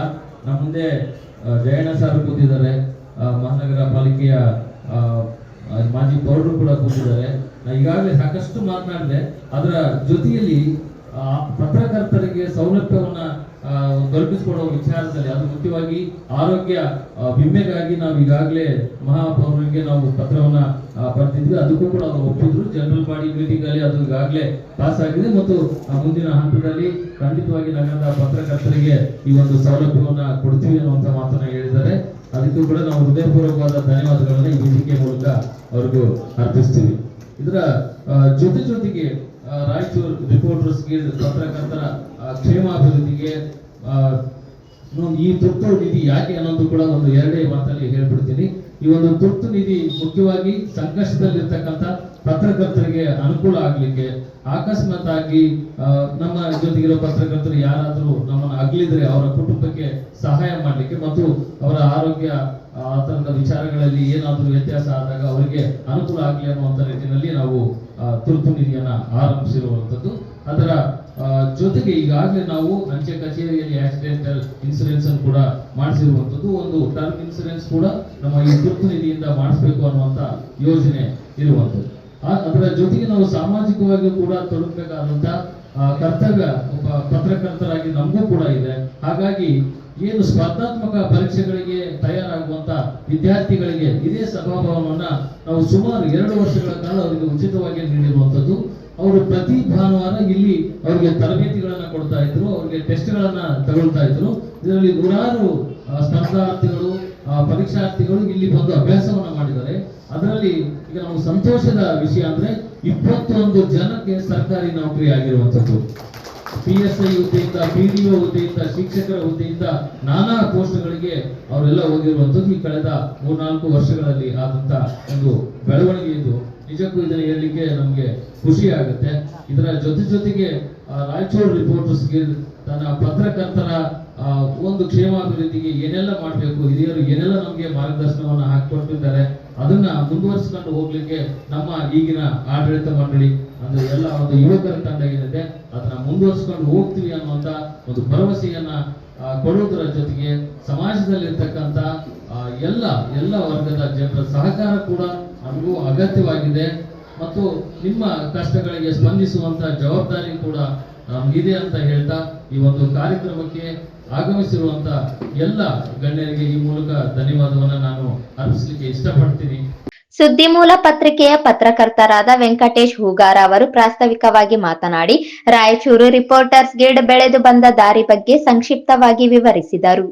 ಆಯೋಗ ಕೂಡ ರಚನೆ ಆಗಿದ್ದು ಈ ಪತ್ರಿಕೋದ್ಯಮದ ನೈತಿಕತೆಯನ್ನ ನಿಯಂತ್ರಣದಲ್ಲಿಡಲು ಕೂಡ ಆಯೋಗ ಒಂದಷ್ಟು ಶಾಸನಬದ್ಧ ಅಧಿಕಾರವನ್ನ ನೀಡಲಿಕ್ಕೆ ಈ ಸಂಸ್ಥೆಯನ್ನ ರಚನೆ ಮಾಡಿದ್ದು. ಈ ಒಂದು ಹಿನ್ನೆಲೆಯಲ್ಲಿ ನಾವು ಈ ಒಂದು ರಾಷ್ಟ್ರೀಯ ಪತ್ರಿಕಾ ದಿನಾಚರಣೆಯನ್ನು ನಾವು ಆಚರಿಸ್ತೇವೆ. ನವೆಂಬರ್ 1966ರಲ್ಲಿ ಭಾರತೀಯ ಮಾಧ್ಯಮ ಮತ್ತು ಪತ್ರಿಕೆ ಸರಿಯಾದ ಕಾರ್ಯನಿರ್ವಹಣೆಯನ್ನ ಮೇಲ್ವಿಚಾರಣೆ ಮಾಡಬೇಕು ಮತ್ತೆ ವರದಿಯ ಗುಣಮಟ್ಟವನ್ನ ಪರಿಶೀಲಿಸಬೇಕು ಅನ್ನುವಂತ ಒಂದು ಉದ್ದೇಶದಿಂದ ನ್ಯಾಯಮೂರ್ತಿ JR ಮುಧೋಲ್ಕರ್ ಅವರ ನೇತೃತ್ವದಲ್ಲಿ ಯಾವತ್ತು PCI ಅಂದ್ರೆ ಭಾರತೀಯ ಪತ್ರಿಕಾ ಆಯೋಗವನ್ನ ರಚನೆ ಮಾಡಲಾಗಿದೆ. ನವೆಂಬರ್ 16ರಿಂದ ನಾವು ಅಂದ್ರೆ ಪ್ರತಿ ವರ್ಷ ನವೆಂಬರ್ 16ಕ್ಕೆ ಈ ದಿನಾಚರಣೆಯನ್ನು ನಾವು ಆಚರಿಸ್ತಾ ಬರ್ತಿದ್ದೀವಿ. ಒಂದಷ್ಟು ಒಂದು ವರ್ಷದ ನಮ್ಮ ವರದಿಗಳ ಅವಲೋಕನದ ಜೊತೆಗೆ ಅತ್ಯುತ್ತಮ ವರದಿಗಳನ್ನ ಮಾಡಿದಂತವರನ್ನ ಒಂದಷ್ಟು ಪ್ರೋತ್ಸಾಹಿಸುವಂತ ಕೆಲಸ, ಜೊತೆಗೆ ನಮ್ಮೊಟ್ಟಿಗೆ ಹಲವು ವರ್ಷಗಳಿಂದ ಸೇವೆ ಸಲ್ಲಿಸಿ ಅವರಿಗೆ ಒಂದಷ್ಟು ಜೀವಮಾನ ಸಾಧನೆಯನ್ನ ಮಾಡಿರ್ತಾರೆ ಅವರನ್ನ ಗೌರವಿಸುವಂತ ಒಂದು ಉದ್ದೇಶದೊಂದಿಗೆ ಈ ಒಂದು ಕಾರ್ಯಕ್ರಮವನ್ನು ನಾವು ಆಚರಿಸಿಕೊಂಡು ಬರ್ತಿದ್ದೇವೆ. ಅದರೊಟ್ಟಿಗೆ ನಮ್ಮ ರಿಪೋರ್ಟ್ಸ್ ಗಿಲ್ಡ್ ಅನ್ನ ಕಟ್ಟಿದಂತವರು ನಮ್ಮ ವೇದಿಕೆ ಮೇಲೆ ಕೂಡ ಇದ್ದಾರೆ. ಕಿಶನ್ ರಾವ್ ಸರ್ ಆಗಿರ್ಲಿ, ವೆಂಕಟ್ ಸಿಂಗ್ ಸರ್ ಅವರಾಗಿರ್ಲಿ, ಮತ್ತೆ ಇದರಲ್ಲಿ ಸೇವೆ ಸಲ್ಲಿಸಿದಂತ ಜಗನ್ನಾಥ್ ದೇಸಾಯಿ ಸರ್ ಆಗಿರ್ಲಿ, ಚಂಬಸವಣ್ಣ ಅವರಾಗಿರ್ಲಿ, ಎಲ್ಲರೂ ಕೂಡ ಈ ಗೀಲ್ಡ್ ಅನ್ನ ಕಟ್ಟಿದ್ದಾರೆ. ಆ ಗೀಲ್ಡ್ ಕಟ್ಟಿದಂತ ಅವರ ನೆರಳಿನಲ್ಲಿ ನಾವೆಲ್ಲ ಕೆಲಸ ಮಾಡ್ತಿದೀವಿ ಅಷ್ಟೇ. ಅವರೆಲ್ಲರೂ ಕಟ್ಟಿ ಇದನ್ನು ಬೆಳೆಸಿ ಹೋಗಿದ್ದಾರೆ. ಹಾಗಾಗಿ ಆ ಒಂದು ಉದ್ದೇಶವನ್ನ ಉಳಿಸಿಕೊಂಡು ಬೆಳೆಸಿಕೊಂಡು ಹೋಗ್ಲಿಕ್ಕೆ ಇದು ನಗರದ ಪತ್ರಕರ್ತರಿಗೆ ಸೀಮಿತಗೊಂಡಂತ ಒಂದು ರಿಪೋರ್ಟ್ಸ್ ಗಿಲ್ಡ್ ಆಗಿರೋದ್ರಿಂದ ನಾವು ನಗರದ ಪತ್ರಕರ್ತರನ್ನು ಒಳಗೊಂಡು ಮಾತ್ರ ಇಲ್ಲಿ ಒಂದು ಕಾರ್ಯಕ್ರಮಗಳನ್ನ ಆಯೋಜನೆ ಮಾಡ್ಕೊಳ್ತಾ ಬರ್ತಿದ್ದೀವಿ. ಅದರ ಅಂಗವಾಗಿ ಬೇರೆ ಬೇರೆ ಕಾರ್ಯಕ್ರಮಗಳನ್ನ ಆಯೋಜನೆ ಮಾಡ್ತಿದ್ದೀವಿ. ಈ ಬಾರಿ ನಾವು ನಮ್ಮ ಅಧ್ಯಕ್ಷರು ಮತ್ತೆ ನಮ್ಮ ಸಮಿತಿ ಒಂದಷ್ಟು ಆಸಕ್ತಿ ವಹಿಸಿ ನಗರದಲ್ಲಿ ಇರ್ತಕ್ಕಂಥ ಪತ್ರಕರ್ತರಿಗೆ ಸಂಕಷ್ಟದಲ್ಲಿ ಇರ್ತಾರೆ, ಆ ಸಂಕಷ್ಟದಲ್ಲಿ ಇದ್ದಂತ ಪತ್ರಕರ್ತರಿಗೆ ಒಂದಷ್ಟು ನೆರವಾಗಬೇಕು ಅನ್ನುವ ಕಾರಣಕ್ಕಾಗಿ ನಾವು ಪತ್ರಕರ್ತರ ಕ್ಷೇಮಾಭಿವೃದ್ಧಿ ನಿಧಿಯನ್ನ ಆರಂಭ ಮಾಡಿದ್ದೀವಿ. ಕಳೆದ 6 ತಿಂಗಳಿಂದ ಅಂದ್ರೆ ಆಗಸ್ಟ್ ಇಂದ ಆರಂಭ ಮಾಡಿದ್ದೀವಿ. ಸೊ ಒಂದಷ್ಟು ಪತ್ರಿಕಾ ಕ್ಷೇಮಾಭಿವೃದ್ಧಿ ನಿಧಿಯನ್ನ ಆರಂಭ ಮಾಡಿ ನಮ್ಮ ವರದಿಗಾರರಿಗೆ ಆರೋಗ್ಯ ಅನಾರೋಗ್ಯ ಏನಾದ್ರು ಪ್ರಾಬ್ಲಮ್ ಆಯ್ತು ಅಂದ್ರೆ ಅವರ ಕುಟುಂಬದವರಿಗೆ ಆಸರೆ ಆಗ್ಲಿಕ್ಕೆ ಅಂತ ಒಂದು ಸಂದರ್ಭದಲ್ಲಿ ಆಪತ್ಕಾಲದಲ್ಲಿ ಅವರಿಗೆ ನೆರವು ನೀಡಬೇಕು ಅನ್ನುವ ಕಾರಣಕ್ಕಾಗಿ ನಾವೊಂದು ಆರಂಭ ಮಾಡಿ ತುರ್ತಾಗಿ ನಾವು ಅವರಿಗೆ ಒಂದು 20,000 ತುರ್ತಾಗಿ ನೀಡ್ತೇವೆ. ಆಮೇಲೆ ನಮ್ಮ ಸಮಿತಿ ತೀರ್ಮಾನ ಮಾಡಿ ಅವರ ಆರ್ಥಿಕ ಪರಿಸ್ಥಿತಿಯನ್ನ ನೋಡ್ಕೊಂಡು ಅವರ ಕುಟುಂಬದ ಪರಿಸ್ಥಿತಿಯನ್ನು ನೋಡಿಕೊಂಡು ಮತ್ತೆ ನೆರವು ಮಾಡಲಿಕ್ಕೆ ನಾವು ಮುಂದಾಗಿದ್ದೀವಿ. ಅದಕ್ಕಾಗಿ ನಾವು ಎಲ್ಲ ಅಂದ್ರೆ ನಮ್ಮ ರಿಪೋರ್ಟ್ಸ್ ಗಳಿಂದ ಏನು ಪತ್ರಿಕಾ ಗೋಷ್ಠಿಗಳನ್ನ ಕಾರ್ಯಕ್ರಮಗಳನ್ನ ಮಾಡಿ ಬಂದಂತ ಹಣ ಅದನ್ನ ಒಟ್ಟುಗೂಡಿಸಿಕೊಂಡು ಪ್ರತಿ ತಿಂಗಳ ಒಂದು 5,000 ನಾವು ಪತ್ರಿಕಾ ಕ್ಷೇಮಾಭಿವೃದ್ಧಿ ನಿಧಿಗೆ ಅದನ್ನ ನಾವು ಅಕೌಂಟಿಗೆ ಜಮಾ ಮಾಡ್ತೇವೆ. ನಮ್ದೆಲ್ಲ ಅಕೌಂಟಬಿಲಿಟಿ, ಯಾವುದು ಕೂಡ ಕೈಯಲ್ಲಿ ನಾವು ಕ್ಯಾಶ್ ತಗೊಳ್ಳೋದಿಲ್ಲ.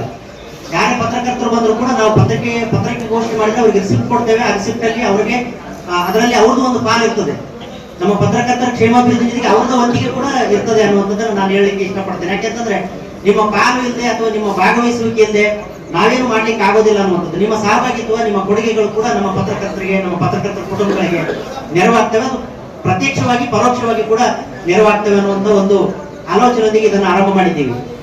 ಮತ್ತೊಂದು ವೆಬ್ಸೈಟ್ ಅನ್ನ ಮಾಡಿದ್ದೀವಿ. ರಾಯಚೂರು ರಿಪೋರ್ಟ್ಸ್ ಗಿಲ್ಡ್ಗೆ ಮುಂದಿನ ವರ್ಷ 25 ವರ್ಷ ಆಗ್ತದೆ.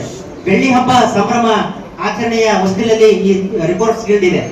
ಸೊ ಹಾಗಾಗಿ ವೆಬ್ಸೈಟ್ ಅನ್ನ ಆರಂಭ ಮಾಡಿದ್ದೀವಿ. ಆ ವೆಬ್ಸೈಟ್ ಮೂಲಕ ನಮ್ಮಲ್ಲಿ ಯಾರ್ಯಾರು ಸೇವೆ ಸಲ್ಲಿಸಿದ್ದಾರೆ ಸಂಸ್ಥಾಪಕರು, ನಮ್ಮದೊಂದಿಷ್ಟು ಕಾಂಟ್ಯಾಕ್ಟ್ ನಂಬರ್ಗಳನ್ನ, ನಮ್ಮದೇ ಆದಂತಹ ಇತಿಹಾಸ ಇರಲಿ ಅನ್ನೋ ಕಾರಣಕ್ಕಾಗಿ ಒಂದು ವೆಬ್ಸೈಟ್ ಅನ್ನ ನಮ್ಮೆಲ್ಲ ಸಮಿತಿ ಅಧ್ಯಕ್ಷರ ಆಸಕ್ತಿ ಮೇರೆಗೆ ಅದನ್ನು ಮಾಡಿದ್ದೀವಿ. ತುಂಬಾ ಅದ್ಭುತವಾಗಿ ಈಗ ವೆಬ್ಸೈಟ್ ಅನ್ನು ಇವತ್ತು ಲೋಕಾರ್ಪಣೆ ಮಾಡ್ತೇವೆ.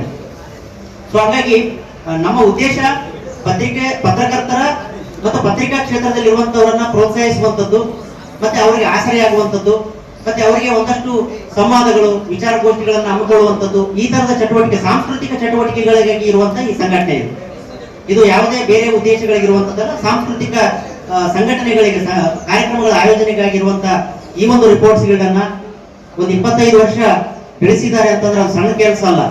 25 ವರ್ಷ ಒಂದು ಸಂಘಟನೆ ರಾಯಚೂರು ನಗರದಂತ ಪ್ರದೇಶದಲ್ಲಿ ಹೆಮ್ಮರವಾಗಿ ಬೆಳೆದಿದೆ. ಅದೆಲ್ಲದಕ್ಕೆ ಕಾರಣ ನಮ್ಮ ಜನಪ್ರತಿನಿಧಿಗಳು, ಸಚಿವರು, ಶಾಸಕರು ಅವರೆಲ್ಲರ ನೆರವು, ಅನುದಾನಗಳನ್ನು ಪಡೆದು ಈ ಮಟ್ಟಕ್ಕೆ ಬೆಳೆದು ಬಂದಿದೆ. ಸೊ ಹಂಗಾಗಿ ಅದ್ಭುತವಾದಂತಹ ಕಾರ್ಯಕ್ರಮಗಳನ್ನ ಮುಂಬರುವ ದಿನಗಳಲ್ಲಿ ಕೂಡ ಮಾಡ್ತೇವೆ ಅನ್ನುವಂತ ಮಾತನ್ನು ಹೇಳ್ತಾ, ಈ ಒಂದು ಕಾರ್ಯಕ್ರಮಕ್ಕೆ ಆಗಮಿಸಿ ಈ ಒಂದು ಸಮಾರಂಭದಲ್ಲಿ ನಿಮ್ಮೆಲ್ಲರ ಉಪಸ್ಥಿತಿ ನಮಗೆ ಹೆಮ್ಮೆ ತಂದಿದೆ, ಹರ್ಷ ತಂದಿದೆ ಅಂತ ಹೇಳ್ತಾ ನನ್ನ ಪ್ರಾಸ್ತಾವಿಕ ನುಡಿಗಳನ್ನ ಮುಗಿಸ್ತಿದ್ದೀನಿ. ನಮಸ್ಕಾರ.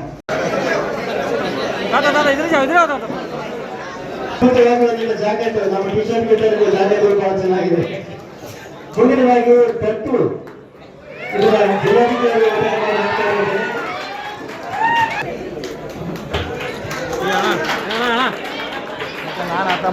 ಧನ್ಯವಾದಗಳು ಸರ್. ಅದೇ ರೀತಿ ಮುಂದಿನದಾಗಿ ವಿತರಕರಾದಂತ ಸೆಂಟರ್ ಬನ್ನಿ ಸರ್, ಸೆಂಟರ್ ಬನ್ನಿ ಸರ್, ಇಲ್ಲಿ ಬನ್ನಿ ಸರ್. ಮುಂದಿನದಾಗಿ ಮುಬಾರಕ್, ಮುಂದಿನದಾಗಿ ರಂಗಾರೆಡ್ಡಿ ಅವರು ಬರಬೇಕು. ಅವರಿಗೆ ನಂತರ ನಿಮಗೆ ಎಲ್ಲರೂ ಕೂಡ ಜಾಕೆಟ್ ವಿತರಣೆ ಮಾಡ್ತದೆ. ದಯವಿಟ್ಟು ಇವತ್ತೊಂದು ಅಂತ ಕೇಳ್ಕೊಳ್ತಾ ಇದ್ದಾರೆ. ನೆಕ್ಸ್ಟ್ ಬೆಸ್ಟ್ ಬ್ಯಾಟ್ಸ್ಮನ್ ಆಗಿ ಮರಿಸಿದ್ದಪ್ಪ ಅವರು, ಪೊಲೀಸ್ ಕಾನ್ಸ್ಟೇಬಲ್, ಪೊಲೀಸ್ ಇಲಾಖೆಯಿಂದ ಮರಿಸಿದ್ದಪ್ಪ ಅವರು ಬೆಸ್ಟ್ ಬ್ಯಾಟ್ಸ್ಮನ್ ಆಗಿ ಹೊರಹೊಮ್ಮಿದ್ದಾರೆ. 2 ಇನ್ನಿಂಗ್ಸ್ ಅಲ್ಲಿ 84 ರನ್ಗಳನ್ನ ಬಾರಿಸಿದ್ದಾರೆ. ಇವರು ಮಾಹಿತಿ ಆಯೋಗದ ಕಮಿಷನರ್ ಅವರು ನೀಡಬೇಕು ಅಂತ ಕೇಳ್ಕೊಳ್ತಾ ಇದ್ದಾರೆ. ಹಾಗೇನೆ ಮ್ಯಾನ್ ಆಫ್ ದಿ ಸೀರೀಸ್ ಪ್ರಶಸ್ತಿಯನ್ನ ವೀರೇಶ್ ಅವರು, ಅರಣ್ಯ ಇಲಾಖೆ ವತಿಯಿಂದ ವೀರೇಶ್ ಅವರು ಕೇಳ್ಕೊಳ್ತಾ ಇದ್ದಾರೆ. ಹಾಗೇನೆ ಈ ಒಂದು ಪ್ರಶಸ್ತಿಗೆ ಇಂಡಿವಿಜುವಲ್ ಪ್ರಶಸ್ತಿ ಮುಗಿದ ಬಳಿಕ 3ನೇ ಸ್ಥಾನವನ್ನ ರಾಯಚೂರು ಜಿಲ್ಲಾ ಪೊಲೀಸ್ ಇಲಾಖೆಯವರು ಪಡೆದುಕೊಂಡಿದ್ದಾರೆ. ಈ ಒಂದು ಪ್ರಶಸ್ತಿಯನ್ನ ಪಡೆಯಲಿಕ್ಕೆ ಈ ಒಂದು ತಂಡದವರು ಬರಬೇಕು ಅಂತ ಹೇಳಿ ಕೇಳ್ಕೊಳ್ತಾ ಇದ್ದಾರೆ. 25ನೇ ತಾರೀಕು ಈ ಒಂದು ಕ್ರೀಡಾಕೂಟವನ್ನು ಆಯೋಜನೆ ಮಾಡಿದ್ವಿ. 8 ತಂಡಗಳ ಭಾಗಿಯಾಗಿತ್ತು. ಇದರಲ್ಲಿ 3ನೇ ಪ್ಲೇಸ್ ಅನ್ನ ರಾಯಚೂರು ಜಿಲ್ಲಾ ಪೊಲೀಸ್ ಇಲಾಖೆಯವರು ಪಡೆದುಕೊಂಡಿದ್ದಾರೆ. ಹಾಗೆಯೇ ರನ್ನರ್ ಅಪ್ ಆಗಿ 2ನೇ ಸ್ಥಾನವನ್ನ ಜಿಲ್ಲಾ ಹಾಗೂ ವಿನ್ನರ್ ಆಗಿ ಮೊದಲನೇ ಸ್ಥಾನದಲ್ಲಿ ಇರುವಂತದ್ದು ಗ್ರಾಮೀಣಾಭಿವೃದ್ಧಿ ಹಾಗೂ ಪಂಚಾಯತ್ ರಾಜ್ ಇಲಾಖೆ ತಂಡದವರು ಬಹಳಷ್ಟು ಯಶಸ್ವಿಯಾಗಿ ವೀಕ್ಷಿಸಲು ಎಲ್ಲರೂ ಈ ಒಂದು ಪ್ರಶಸ್ತಿಯನ್ನ ನೀಡಬೇಕು ಅಂತ ಹೇಳಿ ಕೇಳ್ಕೊಳ್ತಾ ಇದ್ದೀನಿ. 25ನೇ ತಾರೀಕು ಈ ಒಂದು ಪಂದ್ಯಾವಳಿ ನಡೆದಿತ್ತು. ಕ್ರಿಸ್ಮಸ್ ದಿನ, ರಜೆ ದಿನ, ಬಹಳಷ್ಟು ಅಮೋಘವಾಗಿ ಬೆಳಿಗ್ಗೆ 7:30ರಿಂದ ಆರಂಭವಾದಂತಹ ಪಂದ್ಯಾವಳಿ 5:30ರವರೆಗೆ ನಡೆದಿತ್ತು. ಈ ಒಂದು ಪ್ರಶಸ್ತಿಯನ್ನ ಸ್ವೀಕರಿಸಿದಂತಹ ನಮ್ಮ ರಾಯಚೂರು ರಿಪೋರ್ಟ್ಸ್ ಗಳನ್ನ ಜಂಟಿ ಕಾರ್ಯದರ್ಶಿಗಳು, ಹಾಗಾಗಿ ಅವರಿಗೆ ನೆನಪಿನ ಕಾಣಿಕೆಯನ್ನ ನಮ್ಮ ಸಚಿವರು ಮತ್ತು ಜಿಲ್ಲಾಧಿಕಾರಿಗಳು ವಿತರಿಸಬೇಕು ಅಂತ ವಿನಂತಿಸಿಕೊಳ್ತೇನೆ. ಧನ್ಯವಾದಗಳು. ಈಗ ರಾಯಚೂರು ರಿಪೋರ್ಟ್ಸ್ ಗಳನ್ನ ಈ ಸಮಾರಂಭದ ಈ ಸಂದರ್ಭದಲ್ಲಿ ಜಿಲ್ಲಾಧಿಕಾರಿ ನಿತೀಶ್ಗೆ ಮಹಾನಗರ ಪಾಲಿಕೆ ಮಾಜಿ ಮಹಾಪೌರರಾದ ನರಸಮ್ಮ ನರಸಿಂಹಲು ಮಾಡಗೇರಿ, ಆರ್ಆರ್ಜಿ ಅಧ್ಯಕ್ಷರಾದ ವಿಜಯಕುಮಾರ್ ಜಾಗಟಗಲ್, ರಾಯಚೂರು ಸಂಜೆ ಪತ್ರಿಕೆ ಸಂಪಾದಕರಾದ ಚನ್ನಬಸವ ಬಾಗಲವಾಡ, ಪತ್ರಕರ್ತರಾದ ಜಗನ್ನಾಥ ಆರ್ ದೇಸಾಯಿ, ಖಾನ್ಸಾಬ್, ಹೆಚ್ಚುವರಿ ಪೊಲೀಸ್ ಅಧಿಕಾರಿ ಎಂ ಕುಮಾರಸ್ವಾಮಿ ಸೇರಿದಂತೆ ಹಲವರು ಉಪಸ್ಥಿತರಿದ್ದರು.